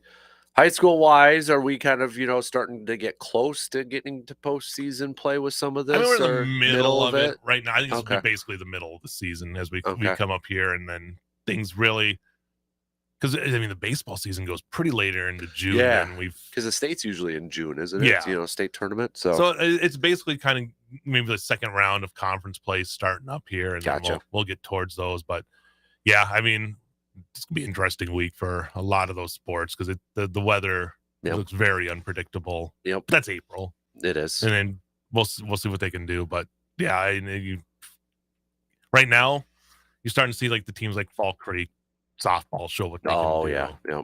And baseball wise, I think again these conferences are so wide open, and we talked at the start of the season, and we're just seeing that continue more and more. I think softball wise for the girls side, also in the Big Rivers, we've seen Chi High climb back up after they were kind of looking down. But I mean, North has been playing some really consistent softball as well for them. So, and I know baseball wise, we've got later in the week, McDonald and Regis battling, and they had a really good battle at Kasper Park the first go round, and they'll be at Mount Simon. I think it's either Thursday. I think it's Thursday for that one. So yeah, another busy week. I know Memorial's hosting a track and field meet. So their new stadium will get a chance to. Oh, I did see the hurdles getting placed out and getting set up. So I got my first chance to kind of really go over there. I shot a softball game from the top of the stands up there, which is nice for us. Yeah, because not having to be on a ladder. Helps. So, but I mean, Brandon's not going to have to bring that ladder over there. I see him once in a while tweeting out a ladder. I've brought. The plethora of different ladders. If they have the 10-foot like fence, you have no choice. Right. Like you need a full size ladder to try to get some. So that's just the little tales of doing the job. But yeah, I mean that stadium, both them and North are just amazing. It's nice to see them with that. So yeah, I mean, again, it's going to be a busy week. Golf, I know there's a lot of turns. Troy Burns hosting one. Yeah, I know Bloomer's got an invite coming up as well with Lake Wissota at the end. They got a Lake Wissota. So Friday and Saturday there's an invite, that 2-day invite. So they play first day at Wissota. Okay. And then they go to Menominee for day 2. So what a kind of a cool experience for those golfers to kind of get a little taste of 2 different courses there. And yeah, so it's ramping up to it's busy season, and just also weather makes it always interesting this time of year. Exactly. So, all right, we only got a couple minutes left before I let you go here. Any other final thoughts, shout outs to maybe the city of Green Bay, Packers wise? I mean, just, we talked about it quite a bit. And again, if you're just tuning in or you just tuned in a few minutes ago, if you were at the draft, let us know your thoughts, because everybody who has texted in that was there, I have not heard one negative thing yet so far. No, I can't control the weather. So yeah, that's one thing. But yep. Even with that, thankfully, it kind of moved out by the time the second round had started. So, yep. And people filled it back up there. Cool to see Tim Krumrie on stage. Oh, that was, yeah. When I right away, and maybe I was, a lot of people that are younger than me didn't know who. I'm like, oh, Tim, like I was like right away. I'm like, oh, Tim Krumrie, still from a guy from Mondovi to get a chance to go out there on stage and he even shouted out Mondovi, I think, because they brought him back out with Joe Thomas did a little interview with him on the stage. They had like a little supper club corner, and you heard Tim Krumrie mention Mondovi in there too, so that was cool. It was really awesome to see those Wisconsin players all get up there and really represent. I mean, they did a really good job of presenting it and keeping it interesting. Yep. And that's what you want. And I did, again, shout out to the Packers organization for putting this all together, because it really, you didn't know what to expect. And I think a lot of people thought that it wasn't going to work. Yep. But I think it worked out perfectly and really showcased what kind of football town Green Bay is for those who really haven't seen it more other than Lambeau Field itself. Right. To see that whole area, the whole town kind of getting showcased, I think it was great. And as somebody from Green Bay, I thought they did a really good job of representing what is a really, it's such a small town mentality. I mean, it's 100,000 people, a little more than that, but it really, when you're still there, it's like it still feels like a small town. Yeah, I mean, when you double the population the first nights, that kind of tells you right there. So yeah, job well done to everybody, and definitely, I think, you and I both said it, and a lot of people have already texted and said something we probably won't forget for a very, very, very long time. Yeah, and you hope it shows that like maybe they can host. Maybe not, obviously Super Bowl's probably out of the question, right? Just because of the whole week that goes up to it, but maybe bigger college football games, like just something different. Yep. That says, hey, this town can really do this, and if we need to, we can really ramp it up. So I think it was a great showcase. And I know, because I only got 20, 30 seconds here. This could be a topic for later on when he's officially retired. But Bob Harlan, what he did, he set the bar high for the next president, Mark Murphy. What did Mark Murphy do? I'm not comparing errors. He set the bar incredibly high too for Mr. Policy, who's going to be coming in July.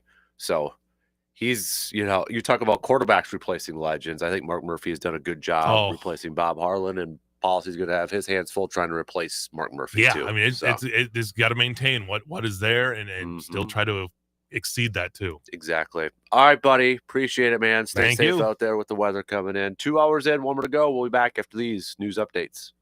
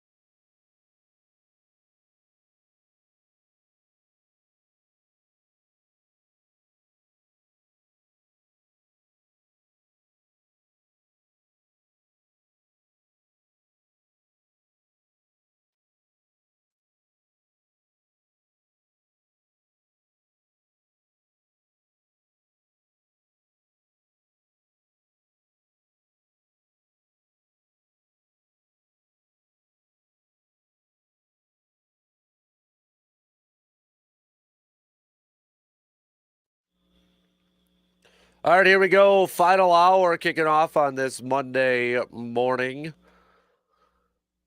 Whew, hopefully all had a fantastic weekend and you're ready to hit up a brand new work week here. If you were at the draft, send us your thoughts. A lot of people texting in who were at the draft have nothing but positive stuff to say about their experience over there. But if you haven't chimed in yet, I'd love to hear from you. Give us your thoughts, 715-830-1912 with a quick text on that Shoe Doctor's bullpen line. Or if you want to give us your thoughts on your favorite team's picks, whether it's the Packers or somebody else, you can do that. Give me your draft analysis, all right? Same number. You can also hit us up on the video streams on Facebook, Instagram, Twitch, YouTube. So let me know, all right? I'm curious to get your feedback.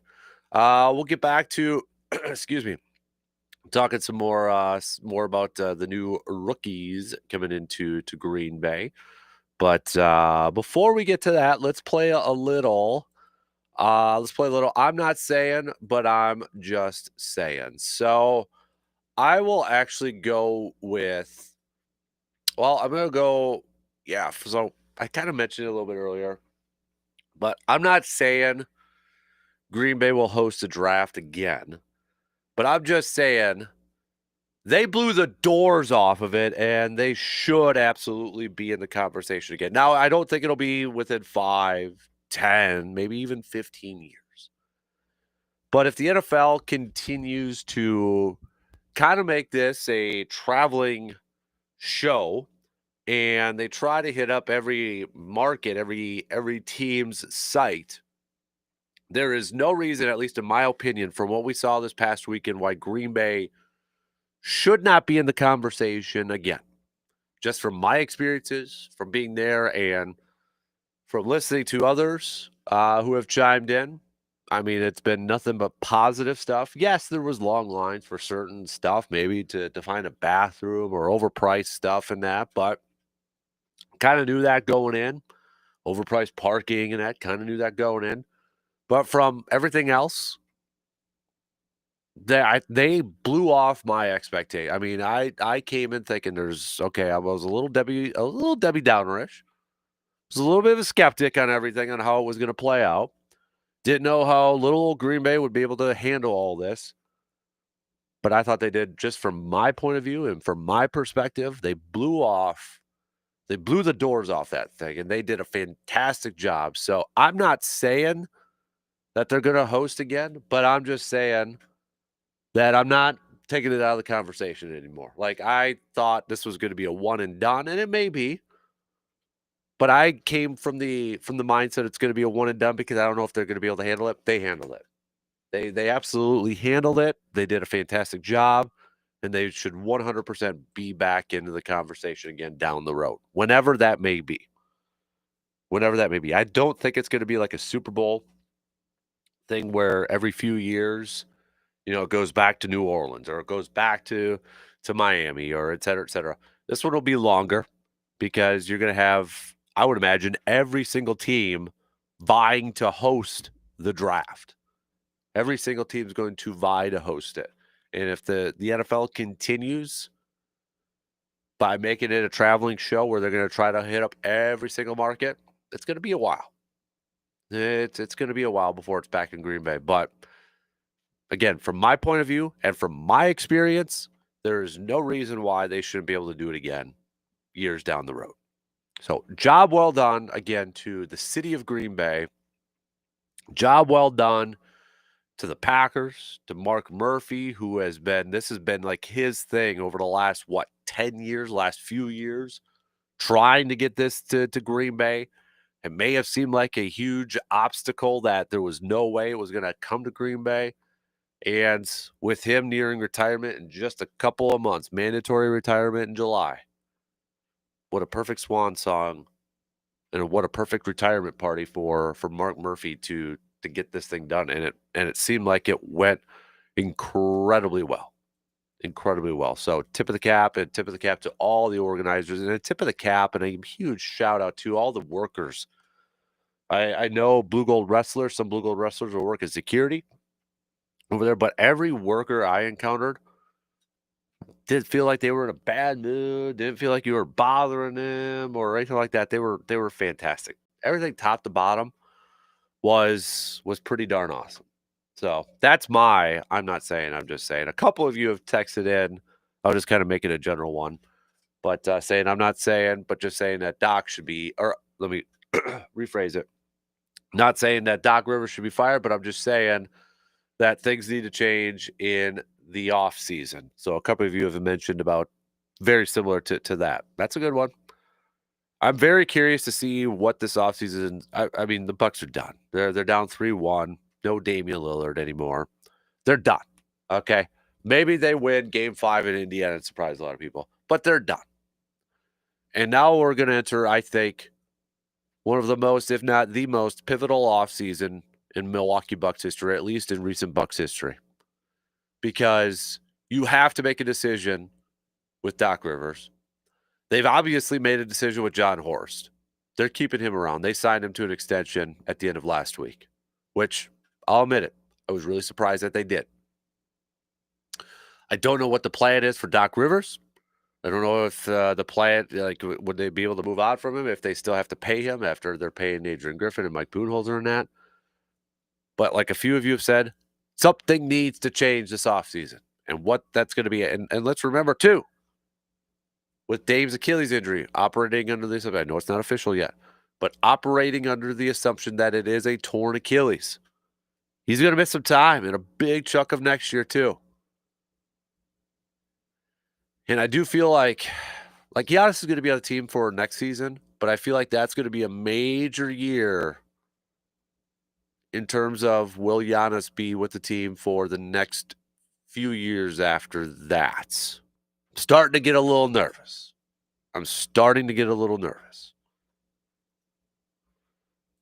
Another couple of you have mentioned in your I'm not saying, I'm just saying with Shedeur Sanders. Yeah, I mean, I will say that I don't remember of another time, of another player who dropped so much in the draft than Shedeur Sanders. So a couple of you have mentioned, I can't really say it with language and such, but I mean, let's just say a couple of you mentioned with Shedeur Sanders, you mentioned it with your, I'm not saying, I'm just saying, but I will say this, I'll to spin it here. I'm not saying Mel Kiper isn't a smart man, but I'm just saying Mel Kiper may be losing his fastball here a little bit when you look at some of the quarterbacks that he has talked about over the years, and he has put such a ring of endorsement on. I mean, it was a couple years ago, Will Levis was his top quarterback. Titans just drafted the quarterback number 1 overall. He was adamant about Jimmy Clausen. And obviously, he had Shedeur Sanders, number 1, one of the top players available this draft, number 5 overall. And he goes the 4th round. Now I know you got people out there spewing it's collusion, it's all this and that. I'm not going to get into that. But I think what doesn't help, and maybe this should be a lesson for a lot of potential prospects, that if you don't take the pre-draft process seriously, it could have some major ramifications on where you get drafted and when you get drafted. We heard stories, we heard reports, don't know if they were all true, but we heard a lot of things about how Shedeur handled the pre-draft process. Maybe didn't take it as serious as he should have, whether it was the interviews or whether it was the workouts and such, whether he gave a ton of respect to the teams that were talking to him, whether it was the mindset because he is Deion's kid. But I think this should be a cautionary tale. It doesn't matter what your last name is or who you know. If you don't put in the work and you don't take things too seriously, when it comes to stuff like this, it could have ramifications. I don't know how Shedeur's career is going to play out. I hope, just from his standpoint, because I don't want to see anybody fail. I don't know the guy. I don't know him. I don't want to see anybody fail in life. I don't want to see anybody fail in their profession. I don't care if I don't know them or such, but I want them to do good with their life and do good with their jobs when it comes to sports and that. But I don't know how Shadeur is going to handle this. I hope he uses it as motivation. Like, okay, I hope he takes a step back and reflects on the whole process and be like, okay, I can't go back and change anything, but I can change the future and I can change the now. I could change how I approach things. I could change how I prepare. I could change my mindset right now. I can't go back in the past and do that, but I can do it now. And I hope he uses what just all played out. And if he gets a shot to prove that he is a very good player in this league and he should be a starting quarterback in this league, I hope he takes that serious. I hope he takes advantage of it. But you look at that Browns situation now, you got Joe Flacco. Deshaun Watson ain't playing this year. But you look at, and yeah, at least at the beginning part of the year, Joe Flacco, Kenny Pickett, Dylan Gabriel, and Shadeur Sanders. I have no idea how that whole thing is going to play out. I have no idea. No clue how that quarterback room is going to. That is such a weird quarterback room. You got Joe Flacco coming back. Kenny Pickett, who apparently wore out his welcome, another former first-round pick, wore out his welcome in Pittsburgh, goes to Philly as a backup for a year, and then gets traded to Cleveland. And then you get Dylan Gabriel, and then you get Shadeur Sanders. To be a fly on the wall, and I'm sure Deshaun's going to be maybe involved in that too, to be a fly on the wall in that quarterback room, holy moly. I mean, come on now. You're the quarterback's coach for the Cleveland Browns. And those are the guys you get to work with. You're going to be coaching your butt off. Okay? I mean, you're going to, boy, how you handle that? I mean, Bill Musgrave is the quarterback's coach. So, I mean, that's one thing that they probably have going for them is they've got a veteran quarterback's coach in Bill Musgrave, who has been in the NFL for many years. Offensive coordinator and such. I mean, even at the collegiate, I think, wasn't he at Colorado too with Dion? Let me double check. Let me just bring that up. Maybe he was rumored to be at it. Yeah, maybe he wasn't, but maybe he was rumored to be there. I'd have to double check that, but but yeah, I mean, you got a long time NFL guy. So I mean, you have that to work on and such, but boy, that's a lot to handle as a quarterback's coach. So I don't know how it's all going to play out. It was definitely, I think, when you look back at this draft overall and you look at storylines, Shadeur is going to be one of the storylines. And again, to kind of wrap it back around how we started off with this thing, I can't remember of another player. I mean, the Aaron Rodgers fall from 1 to 23, or some other quarterbacks or other players fall. But from a guy who was at one point early on in the process, when the college season was over with, talked about as a potential top 5 pick. In the last couple of weeks, sliding down in the 20s. And then maybe sliding in the second round. But to fall to day 3. I can't remember of another player outside of an injury or outside of some other, maybe some legal stuff going on. I can't think of another player like that. Like La'el Collins, remember the offensive lineman? Was it the 2015 draft, I believe.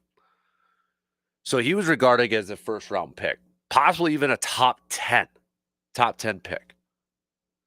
But days before the draft, there was there was a shooting death of a pregnant woman whom he previously had a relationship with. And even though he was not considered a suspect in a crime, teams took him off his draft board. And he went undrafted. So he ended up signing as an undrafted free agent with the Cowboys. But that's probably the closest thing I can think of, but there was some legal stuff and off the field stuff that kind of triggered that fall.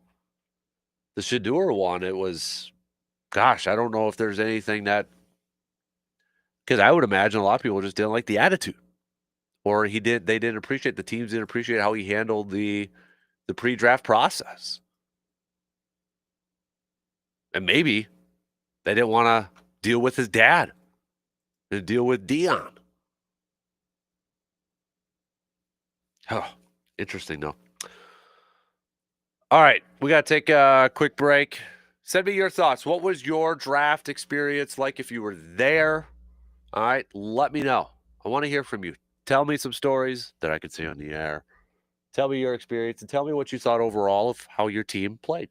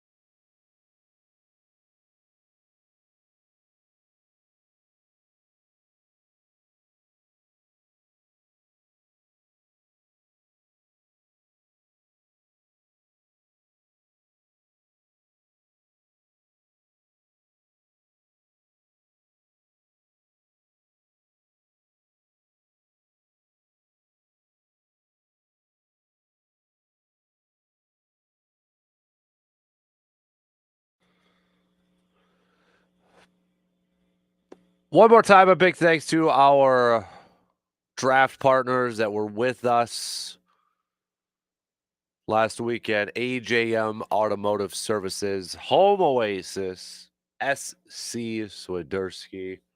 Big thanks to our draft partners for everything from last weekend. Also, shout out to our mobile man cave partners, Toyson Ford, Carpet City Flooring Center, Hy-Vee as well. Big thanks to those partners. We put a lot of miles on the mobile man cave the last few days there, and we got to each location safely and returned home safely. So big thanks to our mobile man cave partners too. So approaching the bottom of the hour here. Reminder, there is no Brewers game today. Got an off day for the crew before they begin road series against the White Sox starting tomorrow night. You got the White Sox, and then they return home to face the Cubbies. Brewers right now third in their division. Excuse me. Third in their division behind the Cubs and the Cincinnati Reds. Looking back at, some of the picks from the Packers and such, overall, again, I don't want to grade the draft. I get why some people do it, but I don't want to grade it, like give a letter grade or anything, because let's be real. We don't know how these players are going to perform. I think we got to take a couple of years, few years, and then you can grade the drafts and then you can look at it and such. But I think one thing you could do is you look at this, you look at your team's draft, you're like, okay, did they cover a lot of areas of need? Or you look at the players they draft and be like, okay, I really like the potential of that player. I think that's the biggest key word here when you talk about these kids and these rookies is potential. How do you like their potential? And obviously, when you look at the receivers wise, and then take a step back, I think you can kind of look at the draft like, okay, maybe it gives us a little bit of a glimpse. Doesn't tell the whole story, but maybe gives you a little bit of a glimpse into what Green Bay's maybe thinking in terms of their roster construction. And I think when it comes to the wide receivers, they're, for one, Goody's building up the farm system again when it comes to the wide receivers, something that has been missing ever since the Ted Thompson era was over with. Goody in that 1 year tried to get 3 receivers, and he didn't try. He did. He drafted 3 receivers in a row. That was the Jamon Moore, Equinemius St. Brown, MVS draft. And your best one was MVS, and that was for a couple of years. But, Ted always had the cupboard stocked with wide receivers. The number one guy was going to move on. You had another one ready. Always had that cupboard stocked. Always had that farm system stocked with wide receivers. And for the last couple of years, it's kind of been slacking. And that's not the case for this offseason anymore. When you spend your first round pick, Matthew Golden, wide receiver out of Texas, and then your third round pick, Williams, out of TCU. And it provides some competition, it provides some depth, and it provides some interesting training camp battles when we get to that point and at the end of July and into August. And it's going to provide some interesting position battles, and good, because I think if there was one group, that needed some competition into it and some competition to just, making sure everybody's hyper-focused and putting their best effort and trying to improve their skills, it's probably the wide receiver. If you're not going to bring in and spend a lot of money on a number one wide receiver, the next way to do that is to bring in some more receivers to provide competition within their own room. And that's exactly what the Packers have done this offseason when you factor in the draft now. They brought in McCall Hardman. You bring in these two guys. These two rookies are going to be locks to make it. And they're two very different types of receivers. And I'll get back to that here in a second. But you bring in Golden. You bring in Williams. Golden's a speed guy, really good route runner, really good hands. Williams, the bigger guy, if you're looking at it, is like, oh, you got your big outside receiver, 6'4", 220. No. He's your gadget receiver. He's your guy that can also line up in the backfield. He's your guy that you get the ball in his hands and let him make some yards after catch. He's that versatile guy. He's a bigger version maybe of like a Jaden Reed type of thing. A very, very, very, very popular player count for him has been Cordero Patterson. And not necessarily the Cordero Patterson from the Vikings. It's the Cordero Patterson maybe with the Patriots. where they unlocked some potential with him where you can move him around and such and not just keep him at a wide receiver. And that's kind of been where a lot of the scouting reports have landed on Williams is like if he goes to a coach or goes to an offensive coordinator to an offense that will utilize him in different roles, he could be successful. But if you pigeonhole him into just being a wide receiver, you're not getting the best out of him. And I have confidence in Green Bay that they will be able to do that. Maybe, a slight version of a Deebo Samuel type of player. That's what I see with Williams. But they're two guys that provide something different. They're completely different wide receivers. So, excuse me. When you look at the receiving group here, too, I also think this puts on notice Romeo Doubs and maybe potentially Christian Watson, too. Now, we know Christian Watson was going to be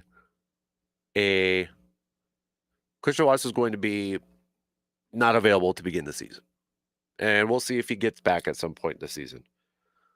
Romeo Doubs is also scheduled to be a free agent, but you look at how his season ended, and you look at some concussion history there.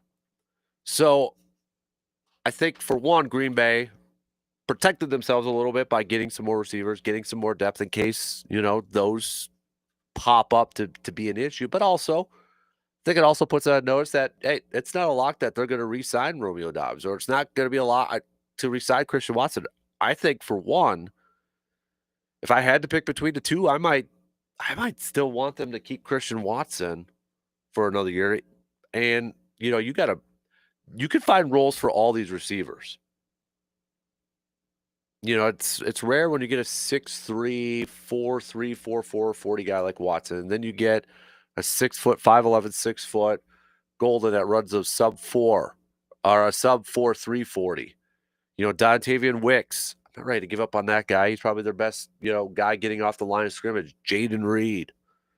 There's a lot of potential with this group, but the question is are they going to read that, or are they going to reach that potential? And then you look at the defensive line where Green Bay spent 3 straight picks starting in the 4th round on defensive line, and they're all different. They all bring something different to the table. Baron Sorrell from Texas. Maybe a little bit of a smaller guy as a defensive end in a 4-3. A lot of people thought he may be better suited as a 6 or a 4-3 or a 3-4 outside linebacker. But maybe add a little bit more weight to him, and he could be your guy, be a defensive end in a 4-3 system. And then Colin Oliver, depending on which site or what scouting service, I've seen him listed as linebacker and I've seen him listed as edge. A lot of it's listed as linebacker. You look at his size, 6'1", 240. That's not a 4-3 defensive end guy. But what is his specialty? It's pass rush. He's a pass rusher. And when he was with Oklahoma State, he wasn't the greatest. They tried him at linebacker because of his size. And he's best as a pass rusher. So maybe this is your straight up, initially, we'll see if he can develop into something more. But initially, he's going to be a pass rusher. And you read all the scouting reports. The thing that pops up on multiple reports, natural pass rusher, talented pass rusher. Doesn't have the size to be a 4-3 defensive end, but maybe he's that guy that you bring in when it's 3rd and long or an obvious passing situation, and you let him go get the quarterback. And then Warren Brinson, defensive tackle from Georgia, 6'5", 315 pounds. All 3 of these guys, different. Bringing something different, but depth to the group. Talking about competition within the group. You heard Goody. He did talk about, hey, we need better production from the defensive line. He didn't address it high in the draft, but he brought in 3 guys that all bring a little bit something different to the table to maybe help promote competition within the group, to provide some depth within the group, to provide some rotation, and to provide some options within the group. And I would even throw in their undrafted, one of their undrafted rookies. And to me, is an early front runner for our 7th round or undrafted rookie free agent when we get to the preseason training camp, an early front runner to make the team, our yearly pick to make the team as a 7th rounder or undrafted rookie free agent, and that's Stackhouse from Georgia, the massive defense tackle. He's your run-stopping defense tackle, and he's probably the guy that's going to be the favorite to fill in for TJ Slayton, for the loss of TJ Slayton. This was a guy that was projected to be a day 3 pick, and he goes undrafted. So I thought that was a nice signing by Green Bay. If there was one, I guess if we want to call it a straight up, if we want to call it a straight up head scratcher and such, maybe it's they didn't address corner early on. Maybe it's one of those, like, I thought they were going to address corner. I thought they were going to address it a little bit earlier. They didn't address it till, gosh, I don't know, like what, 7th round it was? Yeah, 7th round when they addressed him. So I know Jair Alexander's still on the team. He's been participating in their season workouts and that. But excuse me, you read between the lines and you read everything that Goody has had to say. He's not going to be back on his team. So to me, if there was one position group that I was a little surprised that they maybe didn't address a little bit earlier on, was cornerback group. But they seem set on starting the season unless they make another move somehow, whether it's a trade or something. I don't know what it is. But they sure seem to be set on a guy that will, or on their guys that are Valentine, Hobbs, and Keyshawn Nixon, and maybe Javon Bullard playing a little bit of that slot role too, with Xavier McKinney and Evan Williams getting the bulk of the snaps at safety. That would be one position group that I was a little surprised that they maybe didn't get some more depth at least earlier on in the draft. I don't know, maybe they got some high expectations for Kalen King for year 2 in that, but when I look at the depth chart and when I look at the roster and such, that's the one position group that I maybe look at that I would have liked to maybe address a little bit more depth at. So, all right, let's take our final break here. We'll do some picks. We've got some NBA games. We got some baseball games. No Brewers game tonight, though. So, but we'll make some picks with some other games coming up. Stanley Cup playoffs also continuing to roll on. We'll hit all that up and more after these few words.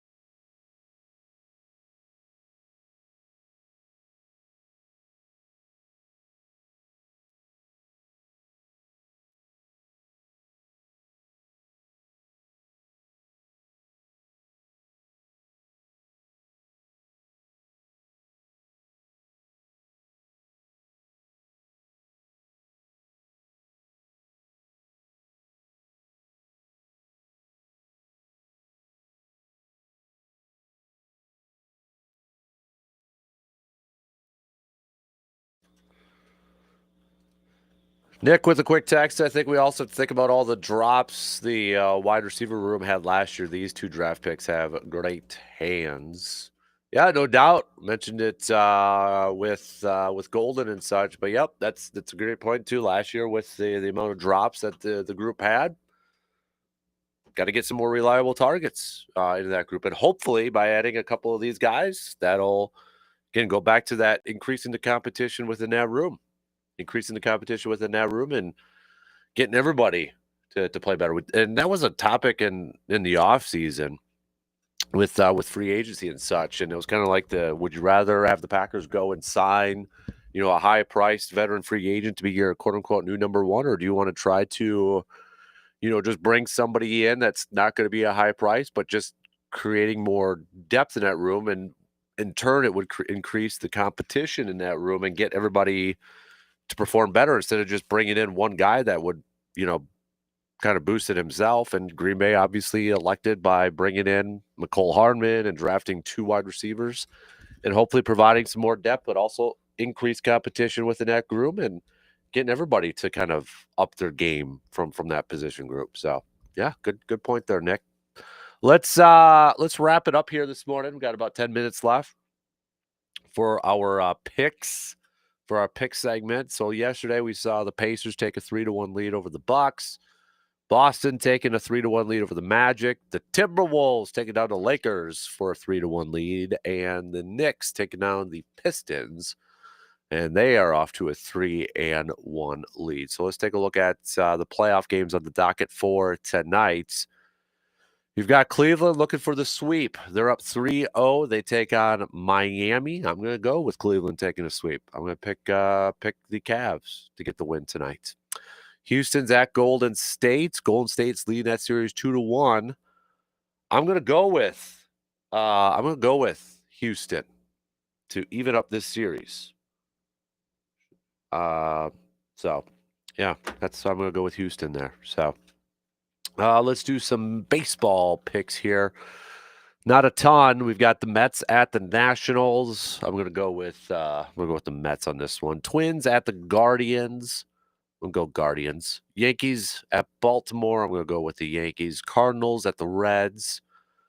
I'm going to go with Reds are playing really. I'm going to go Reds. Let's go Athletics and the Rangers of Texas. I'll go with the Rangers. Detroit's taking on Houston. I'll go with the Tigers. I'll take the Braves over the Rockies, and I'll go Dodgers over the Marlins. Stanley Cup playoffs. We got a couple games in action tonight.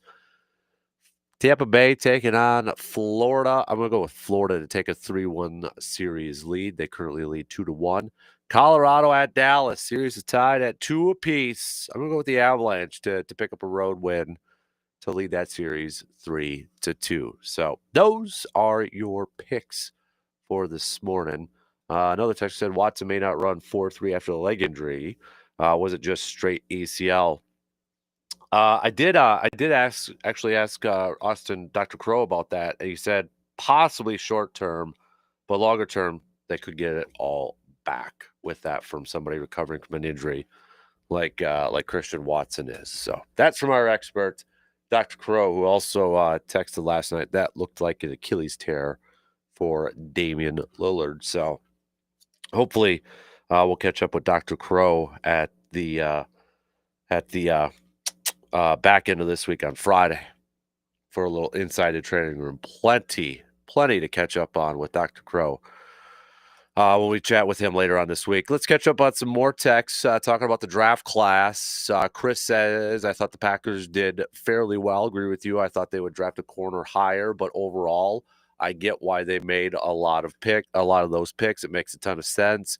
Providing more talent and depth to the receiver room, investing in an offensive lineman early, and then investing heavily on the defensive end with a bunch of different guys that bring different skills to the table. Overall, I like the potential of this draft class. Kevin with a text saying, loved the Matthew Golden pick in the first round for the Packers. Not sure on the other guys, as I haven't heard a whole lot about them, but for everything I've heard, it sounds like that their other receiver they drafted could be kind of a Swiss Army type of player. Yeah, Williams, again, if you look at a lot of the scouting reports out there, a lot of the draft scouting reports out there, excuse me, it says that um, as long as he goes to a team that properly utilizes his skill set, because he is a guy that, you could use him in different ways, lining him up in the backfield or as a wide receiver, just getting the ball in his hands quicker, then that could be a guy that could be a big benefit to your offense. But if you pigeonhole him and just try to make him as an outside receiver, you're maybe not getting the most out of him, or you're maybe not getting the best out of him. So I hope that's what Matt LaFleur and Green Bay does. I have confidence that they can use him in that role. A very common player comp is Cordero Patterson. Maybe a little bit of a Deebo Samuel type of role. Not saying he's going to be Deebo Samuel, but in terms of the role that he could play, that type of guy. Last year, 6 receiving touchdowns and 6 rushing touchdowns. So maybe incorporating him more. You're probably going to see him use, motion quite a bit, but he is a bigger target too at 6'4", 220. I'm definitely intrigued to see how Green Bay utilizes him within this offense. And I think, for an offense like what Matt LaFleur runs, or for any offense in this league, I think you always want to try to be one step ahead and always want to try to keep teams guessing and always want to try to add new wrinkles to your offense, to try to add new elements. And I think Williams and Matthew Golden can be those guys, that provide some different wrinkles, some new wrinkles to this offense that will make, defenses at least initially kind of guessing what they're going to do. I'm very intrigued to see how this offense is going to, what the packages Matt LaFleur is going to incorporate with his new weapons for Jordan Love. We know Josh Jacobs is still there. Watson's going to miss a big chunk of the season. You still have Jaden Reed, who's a playmaker. Dontavian Wicks, he's probably their best receiver as of right now in terms of getting off the line of scrimmage and that separation, but had issues with drops last year. I think Green Bay is still fairly high on him.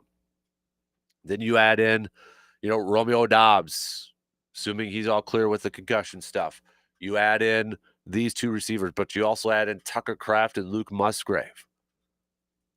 There's no reason, barring any injuries, assuming none of that happens, knock on wood, none of that happens, but there's no reason, with the amount of talent that we already know this team has on the offensive side and the amount of potential that they got coming in here, that this shouldn't be a top offense in the league next year. Top 5, top 3, whatever. There's absolutely no reason, with the amount, with who they've got on this roster right now, that this should not be, again, a top 5 offense, at least a top 5 offense. Now, I'm not saying that's what's going to translate into a Super Bowl championship, but that should be the expectation from an offensive standpoint. They can run the football with Josh Jacobs. They can rack up yards with Josh Jacobs. They've got targets, big targets with Tucker Kraft and Luke Musgrave. Receiver targets like Golden, who's got big play potential. I saw Todd McShay kind of throw out a Tyreek Hill type of comp for him. Not saying he's Tyreek Hill, but kind of, elements of that. Jaden Reed. Then you throw in a guy like Williams, who can do multiple things with an offense. That should be the expectation for this offense. And, of course, with Jordan Love. And then you look at defensively, they invested a lot in, depth-wise defensive line. And there were all 3, 4, if you want to count, their undrafted guys, all different types of defensive linemen. You brought in a guy who maybe just straight up a pass rusher. Maybe he's only coming in on third downs. Maybe he's only coming in on obvious passing situations. Then you bring in a guy who's going to only be out there for obvious run situations, early downs. But adding some different skill sets to this defensive line group. I know they were day 3 picks, and they don't have the limelight of a, day 1 pick or a day 2 pick. But you're getting depth in there, and you're adding some rotation pieces to it. Maybe providing a little bit of extra protection in case, you have some injuries or in case somebody isn't playing up to that level. But there's no question, too, when you look at it, there's going to be a lot on the shoulders of Rashawn Gary, Lucas Van Ness, Kenny Clark, and Devontae Wyatt this season to showcase, hey, we didn't invest a high draft pick in you or in this group. We didn't invest in free agency in this group. We are expecting a big jump from U4 in the second year of this defense. It starts with U4. On one hand, it shows some confidence in that group.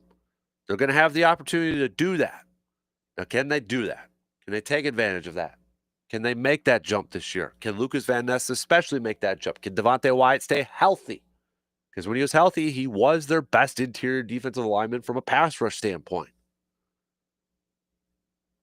Can Rashawn Gary be consistent? Can Kenny Clark have a bounce back year? And then the cornerback position, I'm really curious how that's all going to play out. If there was one position group, now that the draft is over with, if there was one position group that I'd be like, ugh, maybe a little nervous about in terms of depth in that, it would be corner. Because you're putting a lot of eggs in your basket on Hobbs, who has dealt with some injuries.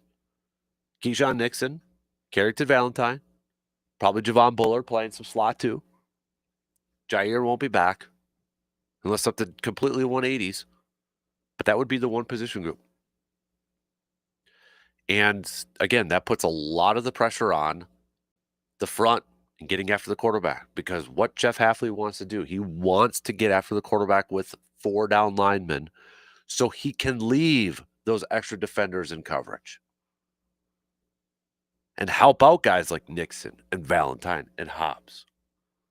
But he won't be able to do that if they can't generate a consistent pressure with their 4 down linemen.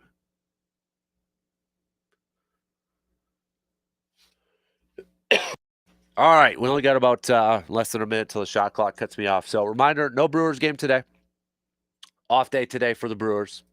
So no Brewers game tonight. But tomorrow, we got a Brewers game. Tomorrow, we've got a game 5 for the Bucks too. So we'll see if the Bucks can extend this playoff series. But it sure is not looking great. And it's not looking great for I don't know when the expected timeline would be for him, but it ain't going to be for a long time. It definitely would affect next season too. So, but sure, we'll get some more updates probably later on today and such. So, also tomorrow, what's grinding your gears? Save that and let us know. All right, save it. Let us know tomorrow what's grinding your gears. Be safe out there. If we do get some severe weather, eye towards the sky. All right. DP Dance, they're up next. Have yourself a fantastic rest of your Tuesday. Or Monday, not Tuesday, Dan. Have yourself a good rest of your Monday. We'll be back on Tuesday. Talk to you then.